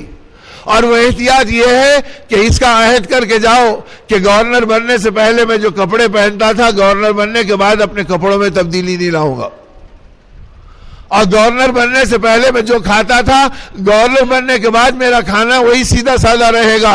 گورنری کی وجہ سے اور بیت المال کی وجہ سے میرے کھانوں کا ذائقہ بدل نہیں جائے گا اور میرے زبان کے چٹخاروں میں کوئی نمایاں کوئی امتیاز نہیں آئے گا. اور اس کا امتحان بھی لیتے تھے کہ کبھی کبھی گورنر کو اپنے دفتر پہ بلا لیتے, اس کے دفتر پہ خود چلے جاتے, اس کے کھانے دیکھتے اور اپنے دفتر پہ کھلا کے دیکھتے. اگر وہ پیٹ بھر کے کھایا تو ٹھیک ہے, اگر وہ امیر المومنین کے ساتھ سوکھا کھانے کو تیار نہیں ہے, ایک دو نوالے لے کے رک گیا کہ امیر المومنین بس میرا پیٹ بھر گیا, تو اپنے کوڑے سے گورنر کی پٹائی کرتے تھے کہ معلوم ہوتا ہے کہ تو اپنی مرضی پہ آ گیا اور تیرے زبان کا ذائقہ بدل گیا, اور پھر اس کی تحقیق کراتے تھے. تو اس طرح گورنر کو اور اپنی اللہ کی مرضی پہ چلنے کے لیے عام انسانوں سے زیادہ اپنی مرضی کو چھوڑنے کا پابند بنایا تھا. گورنر سے کہا تھا کہ تمہارے گھر پہ پہرے دار نہیں ہوں گے بلکہ تمہارے گھر کے اوپر صدر دروازہ چوکھٹ نہیں ہوگی تاکہ رعایا جب چاہے آئے اور تمہارے پاس آ کے فریاد کر سکے. ایک مرتبہ ایک گورنر کے بارے میں پتا چلا کہ انہوں نے اپنے گھر پہ چوکھٹ لگائی ہے، دروازہ لگایا ہے، تو مدینے سے ایک آدمی کو بھیجا، پہلے اسے جلا کے دینا، آگ لگا دینا اور دیکھنا کہ وہ خاموش ہوتا ہے یا اگر تمہیں پکڑنا چاہتا ہے. اگر پکڑنے جائے تو مجھے اطلاع کر دینا، اگر خاموش ہو تو سمجھ لینا کہ وہ عمر کی خفگی کو پہچان گیا. تو دروازہ لگانے کی اجازت نہیں تھی گورنر کو اپنے گھر کی کہ فریادی جب چاہے تمہارے گھر کے اوپر آ جائے. تو تم اپنی مرضی سے سو بھی نہیں سکتے گورنر بننے کے بعد. تم کو تو اپنی زندگی اللہ کی منشا کے مطابق اوروں سے زیادہ پاک باز اور احتیاط کی گزارنی پڑے گی. اب عمیر ابن سعید رضی اللہ عنہ کے بارے میں ایک عرصے کے بعد کسی نے جھوٹی شکایت کر دی. اب جب حاسدین کی طرف سے شکایت آئی، آپ نے فرمایا کہ بس اب میں ابن سعید کو بلا لینا چاہتا ہوں. آپ نے یہاں سے قاصد کو بھیجا اور کہا کہ ہم فلاں کو گورنر بنا رہے ہیں اور تم مدینے کو واپس آ جاؤ. اب ابن سعید کو اطلاع ملی، انہوں نے فوراً گورنری ان کے حوالے کی. اب یہ نکل کر آ رہے ہیں، اب آ رہے تو اب انتظار ہو رہا کہ میرے اندازے کے مطابق 10 دن 12 دن میں آنا چاہیے. وہ وقت گزر گیا تو شاید آج کل میں آ جائے گا، وہ وقت گزر گیا تو اس ہفتے میں آ جائے گا. اب وقت بڑھتے چلے جا رہا اور 10 کے 20 دن ہو گئے اور 20 کے 30 دن ہو گئے. حضرت عمر رضی اللہ تعالیٰ عنہ کو گمان ہوا کہ کہیں ابن سعید نے بغاوت تو نہیں کر دی اور میرے حکم کے خلاف تو کچھ نہیں کر دیا. اب یہ بار بار سوچ رہے ہیں اور اپنی جگہ انتظار کر رہے ہیں. 1.5 مہینے کا عرصہ گزرا اور اس کے بعد گورنر حمص چلے آئے اور مدینے میں داخل ہونے کی اطلاع ملی. تو گلی گلی سے چرچے ہوئے کہ ابن سعید آ گئے، ابن سعید آ گئے. امیر المومنین حضرت عمر رضی اللہ عنہ کو پتا چلا. آپ نے فرمایا بلاؤ بلاؤ، میں انہی کے انتظار میں ہوں. تو اب سیدھے پہنچے. اب جب پہنچے تو فوراً آپ نے فرمایا اے ابن سعید کیا بات ہے کہ تمہارے آنے میں اتنی تاخیر کیوں ہوئی؟ اے اللہ اپنے کرم سے ہماری مدد فرما، مولا اپنے کرم سے ہمیں عافیت نصیب فرما. مولا ہم آپ کی رضا کے لیے پڑھے ہیں اور اپنی زندگی کی ندامتوں کو پیش کر رہے ہیں. مولا ہم گندے بندے ہیں، مولا مہینوں تیرے بندوں نے یہاں پر اپنے آپ کو تڑپایا ہے اور اللہ یہاں اپنے آپ کو گھلایا ہے اور اس لیے کہ آپ کو راضی کریں گے اور آپ کی بارگاہ میں آپ کے دین کی فکروں میں اپنے آپ کو لگائیں گے. مولا ہم منحوسوں کو قبول کر لینا اور ہماری نحوستوں کو دھو دینا اور امت کا بیڑا پار فرما دینا. مولا ہر آزمائش سے ہم کو بچا لیجو. اے اللہ تیرے بندے بڑھاپے میں، جوانی میں، بیماریوں میں اور کمزوریوں میں اے اللہ رات و دن یہاں پر پڑے رہے اور فقیروں کی طرح تیری دی ہوئی زندگی کو تیری بارگاہ میں پیش کرتے رہے. مولا آپ ہی نے یہ مناظر دکھلایا اور آپ ہی نے یہ موقع دیا ہے. اے مالک بہت بے ظرف ہے اور بے بس ہے، تیری حکمتیں تیرے قبضے میں ہے اور تیرے اختیار میں ہے. مولا ہم کچھ نہیں جانتے، اے اللہ ہم کمزوروں کی مدد فرما، ہم بے ظرفوں کو امتحان میں مبتلا مت فرما. مولا ہماری بہتری تربیت فرما اور اپنی غیبی مدد شامل حال فرما. اے اللہ ہم پہ کرم کا معاملہ فرما. حضرت ابن سعید فرماتے ہیں کہ جب آپ پیش ہوئے حضرت عمر رضی اللہ تعالیٰ عنہ کی خلافت کے دربار میں تو حضرت عمر رضی اللہ عنہ فرمایا ابن سعید کیا ہو گیا تمہیں؟ میں کئی ہفتوں سے تمہارا انتظار کر رہا ہوں، آنے میں اتنی تاخیر کیوں ہو گئی؟ فرمایا امیر المومنین خفا مت ہونا، سن لیجئے پہلے میری فریاد کو اور بات کو میری سن لیجئے. گورنر بننے سے پہلے میرے پاس کوئی سواری نہیں تھی اور گورنر بننے کے بعد میں نے بیت المال سے کوئی سواری نہیں لی کہ اللہ کے پاس اس کا حساب کہاں سے دوں گا.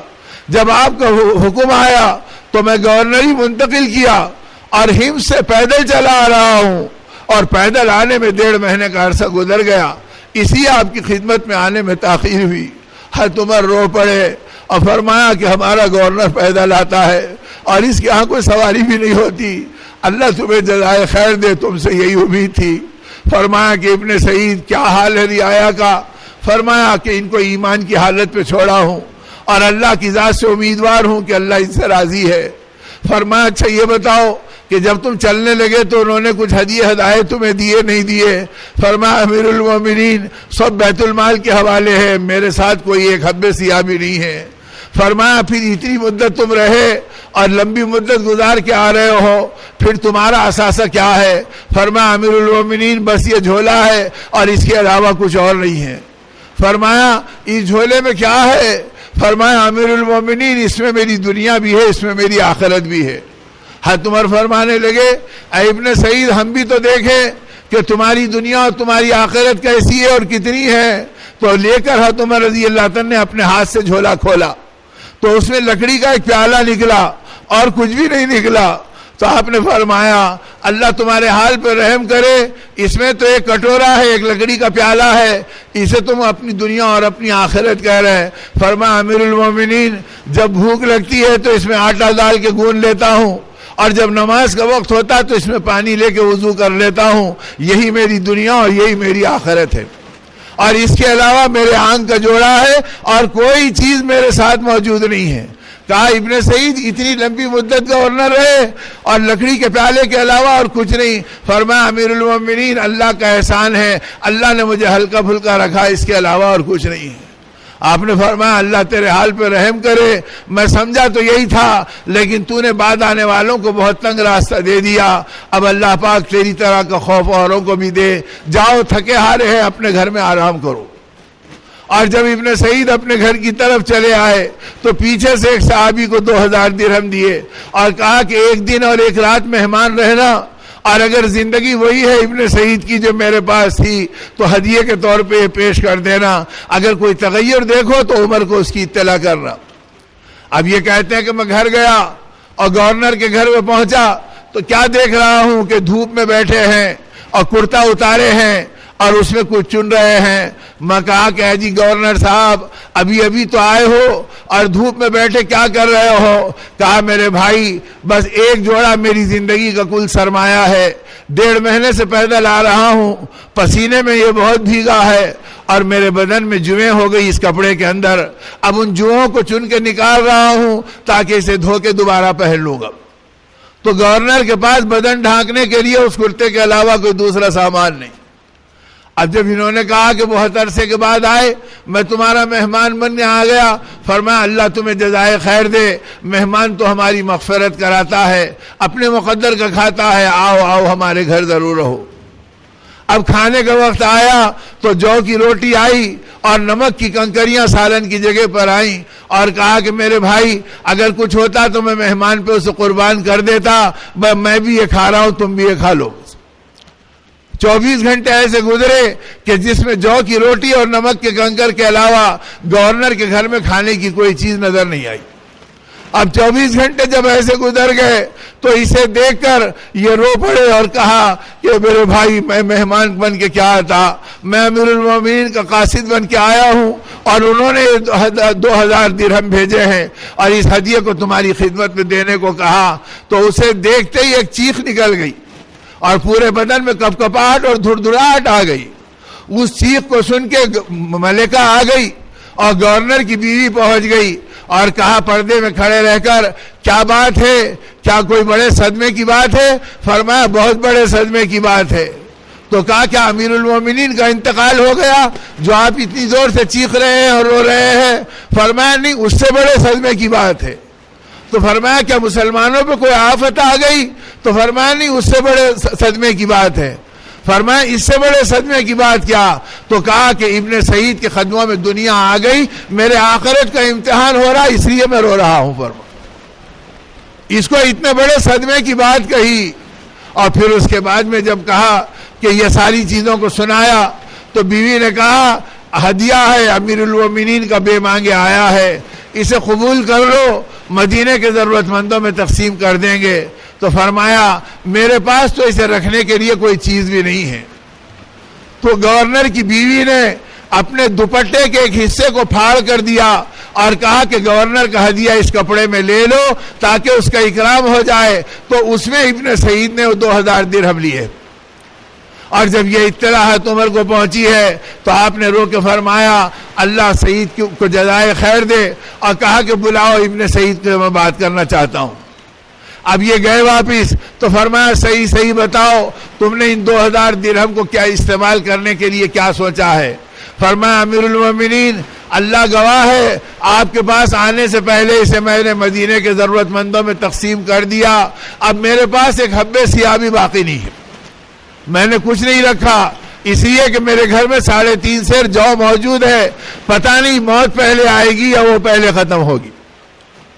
اب جب آپ نے کہا دوبارہ جا کے گورنری کو قبول کر لو تو رو کے فرمایا اللہ کے لیے مجھے میرے حال پر چھوڑ دو، اور جب دوبارہ آ کے آرام کرے تو دوسرے تیسرے دن پتا چلا کہ ابن سعید بیمار پڑ گئے۔ اب جب بیماری کی اطلاع ملی تو حضرت عمر فکر مند ہوئے، اور اسی بیماری کے اندر اب بیماری بڑھتے گئی، اور 1 ہفتہ نہیں گزرا کہ ابن سعید کا انتقال ہو گیا۔ اور جب آپ کا جنازہ آیا تو حضرت عمر رضی اللہ عنہ کی ہچکیاں لگ گئیں، اور رو کے فرمایا میری تمنا یہ کہ ان جیسے مٹھی بھر انسان میرے قبضے میں ہمیشہ رہیں، اور میں علاقوں کی گورنری کے لیے ان کو مامور کیا کروں۔ تو میرے بھائیوں اور میرے بزرگوں، جب زندگی اللہ کی مرضی کے اوپر آئی تھی تو ایسی اللہ کی مرضی پر اپنے آپ کو چلایا ہے کہ اللہ کی مرضی کے اندر گورنری کے اندر بھی فرق آنے نہیں دیا، اور فقیری میں بھی فرق آنے نہیں دیا، اور تجارت کو بھی عبادت بنایا، اور زندگی کی ساری ادائیں اللہ کی مرضی کے مطابق، اور اللہ کی مرضی کے مطابق کیسا نہ ہوتی، انہوں نے اپنے آپ کو ہمیشہ مولا کی مرضی کے مطابق بنایا تھا۔ آقا کو دیکھتے تھے کہ آقا اللہ کی مرضی کے لیے تڑپ رہے ہیں، جو اشارہ کرتے تو آسمانوں سے خزانے اتر جاتے، اور جنت کے خانے نعمت آپ کے قدموں اور ٹھوکروں میں آ جاتے، لیکن وہ نبی رحمت صلی اللہ علیہ وسلم نے اللہ کی مرضی کو اپنی مرضی پہ ترجیح دی، اور اپنے گھرانے کو بھی لگتا ہوا دیکھا، اپنے بچوں کو تڑپتا ہوا دیکھا۔ بھائی اللہ سے مانگو، اے اللہ اپنے کرم سے ہمارے گناہوں کو معاف فرما، ہماری نحوستوں کو معاف فرما، ہماری ریا کو، کبر کو، رذائل کو معاف فرما، اور اے اللہ ان ساری خباثتوں سے ہماری حفاظت فرما۔ اے مولا ہم تیرے گندے بندے ہیں، ہم پہ رحم فرما۔ مولا تیرے بندے تجھے راضی کرنے کے لیے آئے ہیں، لقدق میدان میں پڑے ہیں، نیچے زمین ہے اوپر آسمان ہے، اے اللہ کوئی سہارا نہیں سوائے آپ کے سہارے کے۔ اے بیاروں کے مددگار، اے غمخاروں کی آخری پکار، اے ناامیدوں کی آخری تمنا اور چوکھٹ تیری ذات ہے۔ اے اللہ تجھی کو پکار رہے ہیں، اے مالک تو ہماری زندگیوں کو پاک فرما، ہمارے گناہوں کو صاف فرما، ہمارے اندر اپنی مرضی کی زندگی عطا فرما، اپنی مرضیوں سے ہمیں پاک فرما۔ اے اللہ نفس کی مرضی سے ہمیں بچا لے، خواہش کی مرضی سے ہمیں بچا لے۔ اے اللہ اپنے پیارے نبی کے طریقوں پہ ہم کو چلا دے، نبی کا غم ہمارا غم بنا دے، اور نبی ہم پہ کرم فرما، ہم کمزوروں پہ رحم فرما۔ جن محبوب بندوں کو تو نے ہمارے درمیان پہنچا دیا، اے اللہ اپنے کرم سے ان کی دعائیں، ان کی صحبت، ان کی مجلس، ان کی حکمت سے ہمارے دلوں کو شاد فرما، اور ہمارے اندر ہماری حمیت کو جگا دے، اور ہماری زندگی کو اپنے دین اور ایمان کے رشتے سے مضبوط جوڑ دے۔ اور اے اللہ جس خیریت کے ساتھ آپ نے بلایا، مولا سارے مہمان تیرے مہمان ہیں، مولا اپنے کرم سے ان مہمانوں کے آنے کو خیر فرما، انہیں اپنی منزلوں پہ خیر کے ساتھ جانا مقدر فرما، ان کے روئے روئے کی حفاظت فرما۔ اے حفیظ حفاظت آپ کا کام ہے، اور آپ ہی کی قدرت ہے۔ اے اللہ آزمائشوں سے ہمیں بچا لے، امتحانوں سے ہمیں سنبھال لے۔ آپ کی عزت کی قسم ہم بہت بودے ہیں، ہم بڑے کچے ہیں، ہم کسی آزمائش کے لائق نہیں ہیں۔ اے مالک ہمیں آزمائش میں مت ڈالیے، اور ہماری بدعمالیوں پر پکڑ مت فرمائیے، ہماری عافیت سے تربیت فرمائیے، ہماری بدعمالیوں کو دھو دیجئے، اور ہمارے اندر دین کی محبت، ایمان کی عظمت، تیرے نبی کا سچا تعلق، اور اللہ آخرت کی فکروں کو ہماری زندگی میں بھر دیجئے۔ اور اللہ ہماری دنیا کی جو مقدر کی ہے اس میں اپنی قدرت سے برکت دے دیجئے، اور اپنے خزانوں سے عطا فرما دیجئے۔ اور اللہ ہم کو موت تک اور ہماری نسلوں کو قیامت تک تیرے نام کا بول بالا کرنے والا، تیرے نبی کی بے قراریوں کو چلنے والا، اور آپ کے لائے ہوئے دین کی فکروں کو اوڑھنے والا اپنی قدرت سے بنا دیجئے۔ مولا ہم پہ رحم فرما، ہم پہ کرم فرما، ہماری مدد فرما۔ اے مالک ہماری مدد فرما، اے مالک ہماری مدد فرما۔ اللہم حوالینا ولا علینا، اللہم حوالینا ولا علینا، اللہم حوالینا ولا علینا۔ اے مولا اپنے کرم سے مدد کا معاملہ فرما، جس کی آمین تیری بارگاہ میں اور جس کا خلوص تیری بارگاہ میں، اے اللہ اس کے طفیل ہم سب پر رحم فرما دے اور ہماری قبولیت کے فیصلے فرما دے۔ اے اللہ اس میں بھی شیطان ہمیں کلاٹی دیتا ہے اور نفس ہمیں برگلاتا ہے، ان کی ہلاکتوں سے ہمیں بچا لیجئے۔ مولا ہم پر رحم فرما، ہم پہ کرم فرما، اور اے اللہ ہمارے دلوں کو شاد فرما، اور اے اللہ خیر کے ساتھ سارے اعمال کو اور سارے اوقات کو اے اللہ اپنی نگہبانی میں پورا فرما دیجئے۔ مولا سن لیجئے، مولا کرم فرما دیجئے، مولا فریادوں کی فریاد تیری بارگاہ میں ہے، آپ بے نیاز شہنشاہ ہیں، اے اللہ ہم غلام ہیں، بے بس ہیں، اے اللہ کس کے پاس رکھے، تیرے علاوہ عزت کی قسم کوئی ہے بھی نہیں، اے اللہ ہم پہ رحم فرما، ہم پر کرم فرما۔ تو میرے بھائیوں اور میرے بزرگوں، یہ دین کی محنتیں اسی لیے ہیں اور یہ ساری فکریں اسی لیے ہیں کہ اللہ کے نبی صلی اللہ علیہ وسلم کے صحابہ اور اولیاء اور اللہ کے محبوب بندوں نے اپنی مرضی کو قربان کیا، اپنے نبی کو سامنے رکھا کہ ہمارے نبی نے اپنی ساری تمناؤں کو ہمارے لیے قربان کیا ہے، اور قدم قدم پر ہمارے لیے تڑپے ہیں، ہمارے لیے بے قرار ہوئے ہیں، ہمارے لیے بے چین ہو کے چلے ہیں، صبح میں ہم کو اور شام میں ہم کو، اندھیرے میں ہم کو اور اجالے میں ہم کو، مجمعوں میں ہم کو اور تنہائیوں میں ہم کو اس امت کو پکارا ہے، اور اللہ کی بارگاہ میں ہم کمزوروں اور گناہگاروں کو پیش کیا ہے۔ اس لیے میرے دوستو، اس پیارے نبی صلی اللہ علیہ وسلم کی محبت میں پھرو، ان نبی پاک صلی اللہ علیہ وسلم کے غم کو اپنا غم ہم بنائیں اور ان کی صدا ساری دنیا میں لگائیں۔ صحابہ کرام جب اس اللہ کی مرضی کو اپنی مرضی بنا کر چلے ہیں تو 82 برس کے محدود زمانے میں کشمیر سے لے کے سندھ تک اور سندھ سے لے کے کاشغر کی پہاڑیوں تک اور سمرقند و بخارا تک اللہ کے نام کو ان کی پہاڑیوں کی بلندیوں کے اندر پھیلایا اور ایمان کی محنتوں کو وہاں پہ پکروایا، اور وہاں سے لے کر فرانس تک اور چاٹ کر اور افریقہ اور مالی کے گویا علاقوں تک اور چاٹ کے جنگلوں تک ایمان کی ہوائیں چلی اور محمد رسول اللہ صلی اللہ علیہ وسلم کا لایا ہوا دین و شریعت پھیلی۔ انسان نہیں، جانوروں پہ اثر بڑھ گیا، درندے تابع بن گئے اور جنگل کے زہریلے جانور تک کے اطاعت گزار بن گئے۔ یہ زندگیاں دکھلائی کب؟ جب کہ ایمان پہ محنت کی اور دنیا کو بتلا دیا کہ سوائے دین کی محنت کے زندگی کے بدلنے کا کوئی راستہ نہیں، اور ایمان کی پکار کے بغیر اللہ کو راضی کرنے کا کوئی خزانہ نہیں اور کوئی سہارا نہیں۔ ان محنتوں کے اوپر اس امت کو نبی رحمت صلی اللہ علیہ وسلم نے اٹھایا اور آخرت کی فکروں پر اللہ کے نبی صلی اللہ علیہ وسلم نے چلایا، تڑپ تڑپ کر اللہ کی بارگاہ میں مانگا ہے۔ کل بھی یہ بات آئی، آج بھی یہ باتیں آئی ہیں کہ آقا آخری وقت تک اس امت کو یاد کرتے رہے اور امت کے لیے بے چین ہوتے رہے۔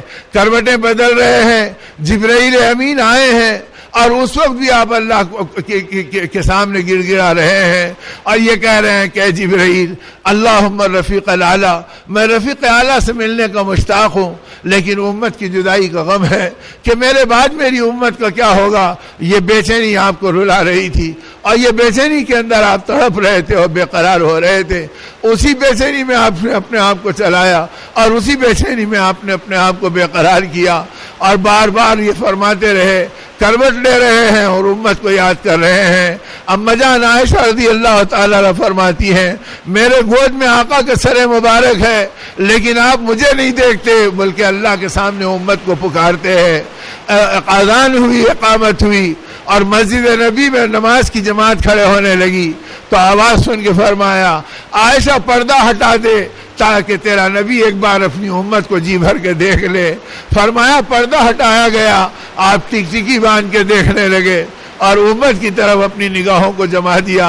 حضرت انس فرماتے ہیں، اس ذات کی قسم جس کے قبضے میں میری جان ہے، میرا جی چاہتا تھا کہ آقا اپنے خون کی بہاروں کو دیکھ رہے ہیں، میں اپنی رکعت توڑ دوں اور قدم چھوڑ دوں اور آقا کے قدموں سے لپٹ جاؤں، لیکن میں سسکتا رہا کہ امت میں فتنہ نہ پڑ جائے اور بیٹھا رہا۔ آقا نے دیکھا، فرمایا عائشہ پردہ گرا دے۔ پردہ گرایا گیا، تھوڑی دیر میں آپ دنیا سے پردہ فرما گئے تو فرماتی ہیں کہ آخری نگاہیں امت پہ ڈالی ہے اور امت کو دیکھا ہے۔ میرے دوستو، ہم وہ امتی ہیں، اللہ سے مانگو اے اللہ ہم گناہگار بندوں کی سن لے اور ہم خطاکاروں پہ رحم فرما دے۔ مولا ہم کہاں جائیں، تیرے دامن میں آئے ہیں، آپ کی رحمت کو پکار رہے ہیں، اور آپ ہی کی رحمت کے سائے میں اے اللہ قدم اٹھانے کے لیے جمع ہوئے ہیں. مولا آپ کی عزت کی قسم ہماری کوئی مرضی نہیں ہے, ہم تو تیری مرضی کے طلبگار ہیں اور تیری مرضی کے تابع ہیں. مالک اپنے کرم سے ہم کمزوروں کی مدد فرما, ہمارے گناہوں کو معاف فرما, ہماری زمینوں کو اے اللہ عافیت کے ساتھ خشک فرما, اور اپنے اے اللہ اس بارش کو عافیت کے ساتھ تھام لیجئے, اور اے اللہ سکون کے ساتھ اے اللہ ہم کمزوروں کی اوقات کے گزارنے میں اپنی رضا کو شامل فرما دیجئے, اور اے اللہ ان تیرے محبوب بندوں کے پڑوس میں بیٹھنا ہمیں نصیب فرما دیجئے. اے اللہ ہم پہ رحم فرما, ہم پہ کرم فرما, ہماری بہترین تربیت فرما, اے اللہ ہمارے ساتھ خیر کا معاملہ فرما. مولا ہم سب کو تیرے راستے میں نکلنا قبول فرما لے, اور اے اللہ جان و مال لگانا محبوب بنا دے, اور دین کی محنتوں میں موت تک چلتے رہنا ہماری زندگی کی غذا قرار دے. اور اے اللہ ہمارے نبی کو ہم سے راضی فرما, اور ہماری آخرت کو سنوار دے, اپنے غضب کو ٹھنڈا فرما دے, حالات عالم کو اپنی قدرت سے بدل دیجئے. ایک بار مولا دنیا کو دکھا دیجئے کہ آپ اپنے غضب کو ٹھنڈا کر کر اپنی چادر رحمت میں ہم گناہگاروں کو لپیٹ لیتے ہیں, اور اپنے کرم ہم پہ ڈال دیتے ہیں. اے اللہ ہم آپ کے ہیں, آپ ہمارے ہیں. مولا ہم آپ کو راضی کرنا چاہتے ہیں. مولا ہمیں ایسی زندگی دے دے, تو ہم سے راضی ہو جا, اور ہمیں آپ کو راضی کرنے والا اپنے کرم سے بنا لے. اے مولا ہم پہ رحم فرما, ہم پہ کرم فرما. آپ کی عزت کی قسم ہمارے کہنے سننے سے کچھ نہیں ہوتا. اے اللہ پر آپ دلوں کے بدلنے والے ہیں, دلوں کے شہنشاہ آپ ہیں. دو انگلیوں کے درمیان سارے انسانوں کے قلوب ہیں. یقلبها کیف یشاء فرمایا اللہ. آپ کے نبی صلی اللہ علیہ وسلم نے یہ فرمایا, آپ جدھر چاہے دلوں کو پھیر سکتے ہیں. مولا ہمارے دلوں کو توبہ کی طرف پھیر لے, ندامت کی طرف پھیر لے. اے اللہ اپنی گناہوں کو پاک کرنے کی طرف پھیر لے. اے اللہ ہم اقراری مجرم ہیں. اے اللہ ہم سر سے لے کے پیر تک گناہوں کے تودے میں لٹے ہوئے ہیں, لطف ہیں. مولا بھکاری ہیں, تجھ سے بھیک مانگتے ہیں. اے اللہ سائل ہیں, آپ سے سوال کرتے ہیں. اے اللہ عاجز ہیں, اپنی بے بسی اور کمزوری کو آپ کی بارگاہ میں پیش کرتے ہیں. مولا ہماری سن لیجئے, ہماری سن لیجئے, ہم پر رحم فرما دیجئے, ہم پر کرم فرما دیجئے. اے اللہ ہمیں عافیت کے ساتھ اپنے اوقات کو پورا کرنے والا بنا لیجئے. اے اللہ ہماری غفلتوں کو معاف فرما, بے عنوانیوں پہ پکڑ مت فرما. اے اللہ ہم تو سراپا قصوروار ہیں, کسی عمل کو عمل کہیں یہ بھی جرم ہے. مالک ہم عمل نہیں کر سکتے, بس کرم کے بھکاری ہے, رحم کے بھکاری ہے, تیرے فضل کے سوالی ہے. اے اللہ جود و سقا کے طلبگار ہے, اے بے مانگے دینے والے مولا, اور 70 برس کے گناہوں کو ایک آہ میں معاف کر دینے والے مولا. اے اللہ ہم سب پہ رحم فرما, پوری امت پہ رحم فرما, کرم فرما. اے اللہ آپ کی قدرت کے سامنے آپ کی عزت کی قسم کسی کی نہیں چلتی. اے اللہ اپنے کرم سے ہم پہ رحم فرما, ہماری بہترین تربیت کے سامان اور اسباب بنا دے. اے مالک ہمیں سچے ارادوں کی توفیق دے, پکے عزائم کی توفیق دے, اپنی راہوں میں چلنے کی طاقت دے, اپنی نسبتوں پہ زندگی گزارنا آسان فرما دے. اور اے اللہ اس پاکیزہ زندگی کی برکت سے اپنی خزانوں سے بے پناہ دینے والے مولا, بے اولادوں کو اولاد دے دے, پریشان حالوں کو چین دے دے, بیٹیوں کے لیے پاکیزہ رشتے دے دے. اے اللہ رشتے جو مقدر ہو گئے ان میں محبت و محبت دے دے. اے اللہ ہم تو حاجت مند ہیں, اپنی ضرورت تیری بارگاہ میں مانگیں گے. اے مالک سارے بیماروں کو شفا دے دے, اور اے اللہ اپنے خزانوں سے زندگی دے دے, صحت دے دے. اے مالک اسے اپنی اطاعت اور اپنے نام پر قبول فرما لے. اے مولا اپنے کرم سے ہمیں تقویٰ دیجئے, ہدایت دیجئے. اے اللہ ہمیں مغفرت کے خزانے دیجئے. اے اللہ ہمیں دین و ایمان کی حکمت دیجئے. اے اللہ ہمیں اپنے راستے کی بصیرت دیجئے. اے مالک اپنے کرم سے ہمیں معاف فرما دیجئے. مولا ہم پر رحم فرما دیجئے. مولا بوڑھے ہیں, تیری بارگاہ میں بھکاری بنے ہیں. اے اللہ جن کے بال ایمان پہ سفید ہو گئے, اے اللہ وہ تیری چوکھٹ پر بیٹھے تجھی کو پکار رہے ہیں. مولا معصوم بچے ہیں جو تیری بارگاہ میں تڑپ رہے ہیں. اے اللہ بھری جوانیوں کے جذبے کچل کر اے اللہ یہ محبوب طبقہ تیری بارگاہ میں پڑا ہوا ہے. مالک ان سب پہ بے پناہ اپنے خزانوں سے رحم فرما, اور ہماری تقدیروں کو چمکا دے, اور ہماری قسمتوں کو صحیح فرما دے. اے مالک اس اجتماع کو نورانی بنا, روحانی بنا. اے اللہ اسے باراور بنا, اسے نتیجہ خیز بنا, اور اے اللہ اسے ظاہری برکتوں سے بھی نواز دے۔ اللہ ہم کمزوروں کی زندگی کو شیطان کے درارے ڈالنے کا اور نفس کے اس کے اندر اللہ پھوٹے بھولنے کا سبب نہ بننے دے۔ مالک اپنے کرم سے ہماری حفاظت فرما، اے اللہ اپنے کرم سے ہماری مدد فرما، مولا اپنے کرم سے ہمارے پر رحم فرما۔ اے اللہ کمزور بندے اور گندے بندے، اے اللہ شیطان کہلوائے گا زبانوں سے، اے اللہ اپنے کرم سے اس سے بچا کر ہمیں ایمان پر جما دے، ہمیں اسلام پر کھڑا کر دے، ہماری زندگیوں کی بھرپور مدد فرما لے۔ اے مولا ہمیں معاف فرما، ہمیں معاف فرما، ہمیں معاف فرما۔ اے اللہ بندوں کے ارادوں کو قبول فرما لے اور اپنے کرم سے قبولیت عطا فرما۔ اس لیے میرے اللہ پاک اپنے کرم سے قبول فرمائے اور دنیا و آخرت کی رحمتوں سے نواز دے، اور جو کچھ ان کے خزانوں میں ہے جہاں تک ہمارا خیال اور رسائی نہیں جاتی، مولا اس کے بھی سوال ہی ہے، اس کو وہ بھی ہمیں نصیب فرما دے۔ آپ کے عزت کی قسم آپ کے خزانے میں تنکے کی کمی نہیں ہوگی اور قطرے کا فرق نہیں پڑے گا۔ اے مالک ہم پر رحم فرما، اے مالک ہم پر رحم فرما، اے مالک ہم پر رحم فرما، ہماری بھرپور حفاظت فرما، ہماری بھرپور حفاظت فرما، اپنے کرم سے ہماری دعاؤں کو قبول فرما۔ ارے اللہ اپنے کرم سے اپنے بندوں کو تھام لے۔ اللہ ہم سب تیرے مجمع میں ہیں، اللہ ہم سب کی حفاظت فرما لے اور ہم سب کو اپنے کرم سے عافیت دے دے۔ ارے اللہ اس میں اجتماع میں اللہ ایمانی رونق کے ساتھ ہمیں سنوار دے۔ اے قدرت والے اللہ آپ بڑے قدرت والے ہیں اور آپ کی عزت کی قسم آپ کے لیے کوئی چیز کی کمی نہیں ہے۔ اے مولا اپنے کرم سے ہم بھکاریوں کی سن لیجئے، ہم بھکاریوں کی سن لیجئے، ہم بھکاریوں کی سن لیجئے اور ہم پر رحم فرما۔ کہاں کہاں تیرے بندے تڑپ رہے ان پر رحم فرما۔ مولا اپنے کرم سے آپ کی چوکھٹ کو یہاں بھی اور آپ کی چوکھٹ کو کعبے میں بھی آپ کے بندے پکڑے ہوئے آپ سے مانگ رہے ہیں۔ اللہ ہم کمزوروں کی مدد کر دیجئے، دستگیری کر دیجئے، اللہ رحم کر دیجئے۔ مولا آپ کی عزت کی قسم آپ کا یہ احسان ہے، ہم نے آپ پہ کوئی احسان سوچا تو ہماری زندگی خطرے میں پڑے گی۔ اللہ آپ بے نیاز، آپ کا دین بے نیاز، ہم ہی حاجت مند اور نیاز مند ہیں۔ اللہ ہماری بھرپور مدد فرما، کرم فرما اور قبولیت سے ہمیں نواز دے اور ہم سب کو اپنی راہ میں مرتے دم تک نکلتے رہنے کی توفیق عطا فرما۔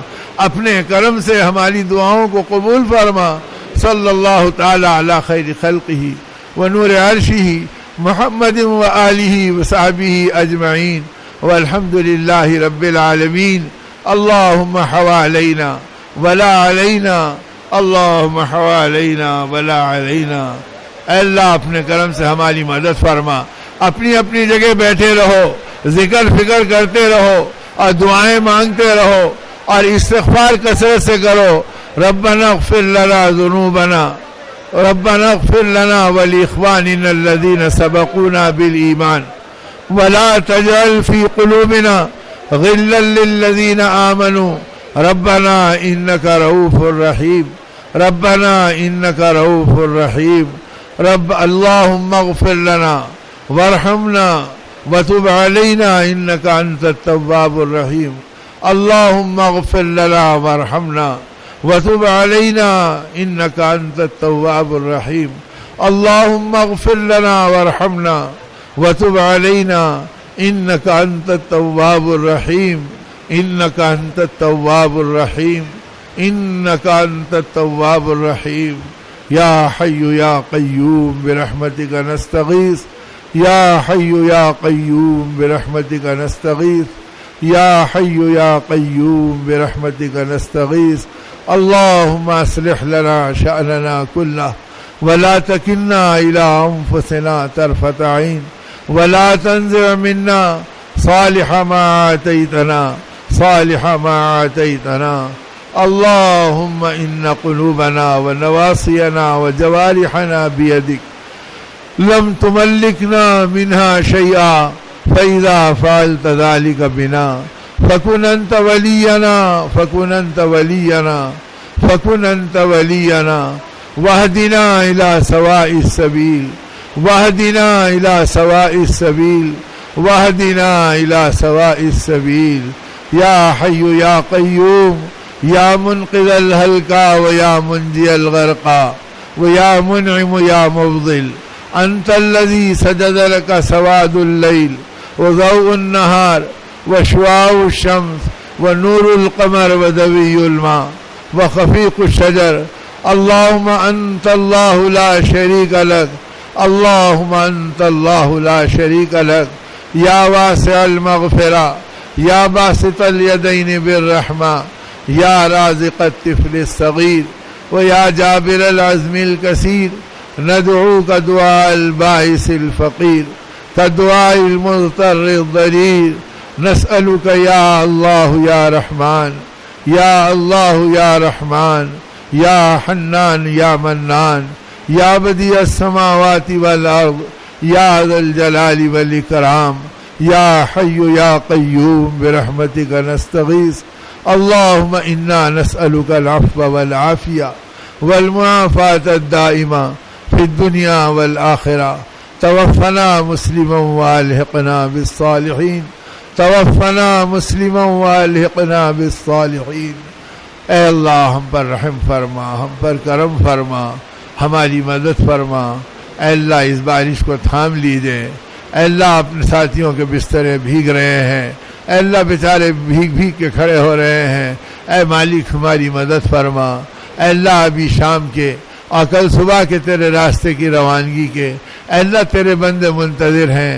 اے اللہ ہر مسئلے میں ہماری مدد فرما. اے اللہ ہر مسئلے میں ہم پر کرم فرما. اے اللہ ہمیں محروم مت فرما. اے اللہ دامن رحمت سے ہمیں وابستہ فرما.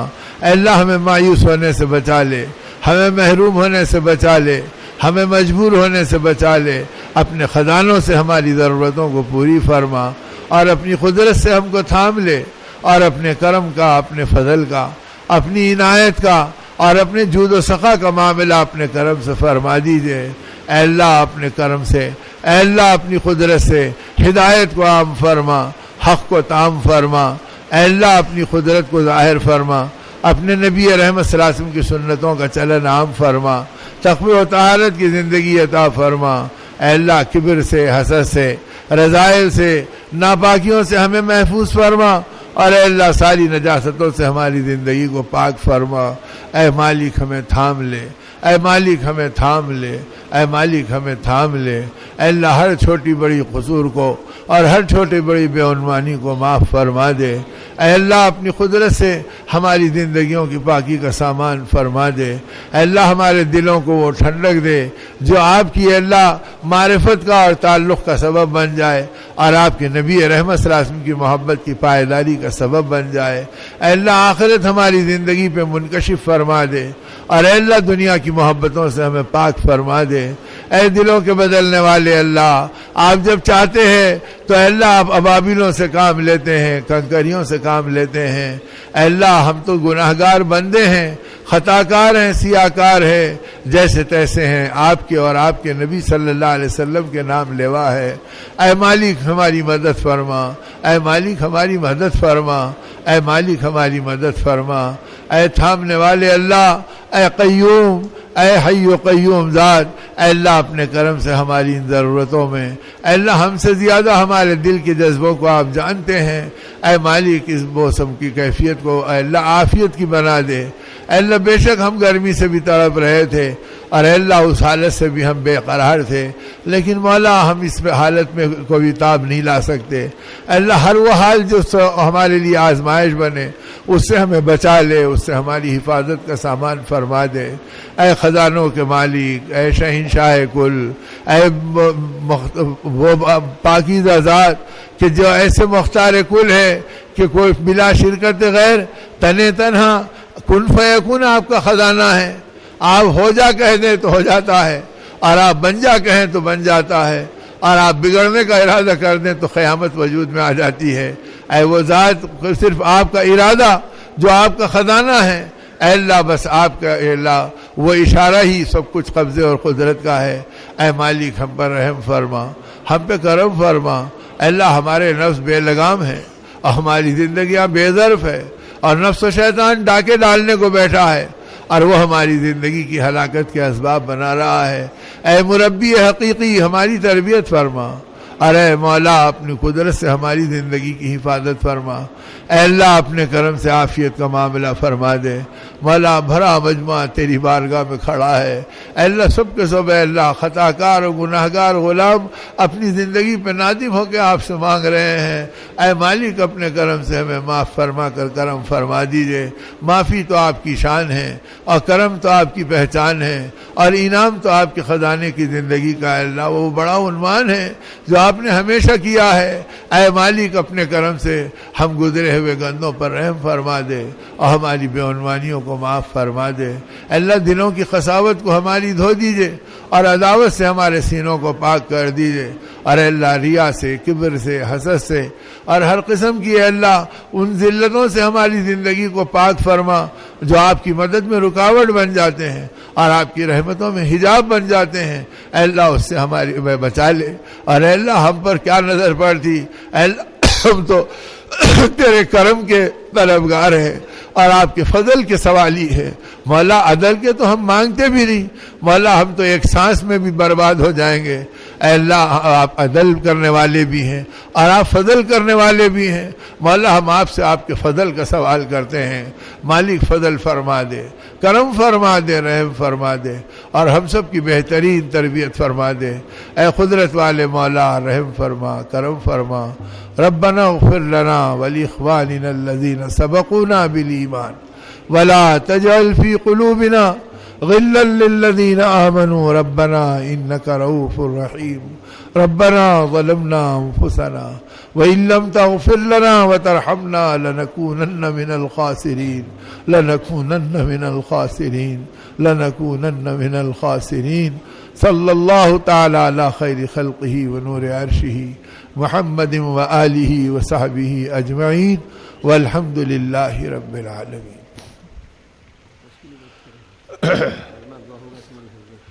بیٹے اب اسی حالت میں اللہ پہ بھروسہ کر کے کھڑے کھڑے اپنے نام بتاتے جاؤ تاکہ اللہ کی رحمت متوجہ ہو جائے کہ نکلیں گے 4 مہینے 40 دن، بتاؤ نام بتاؤ جلدی جلدی، اسی فضا میں تشکیل ہو جائے، اللہ کو پیار آ جائے اور اللہ کی رحمتیں جوش میں آ جائیں۔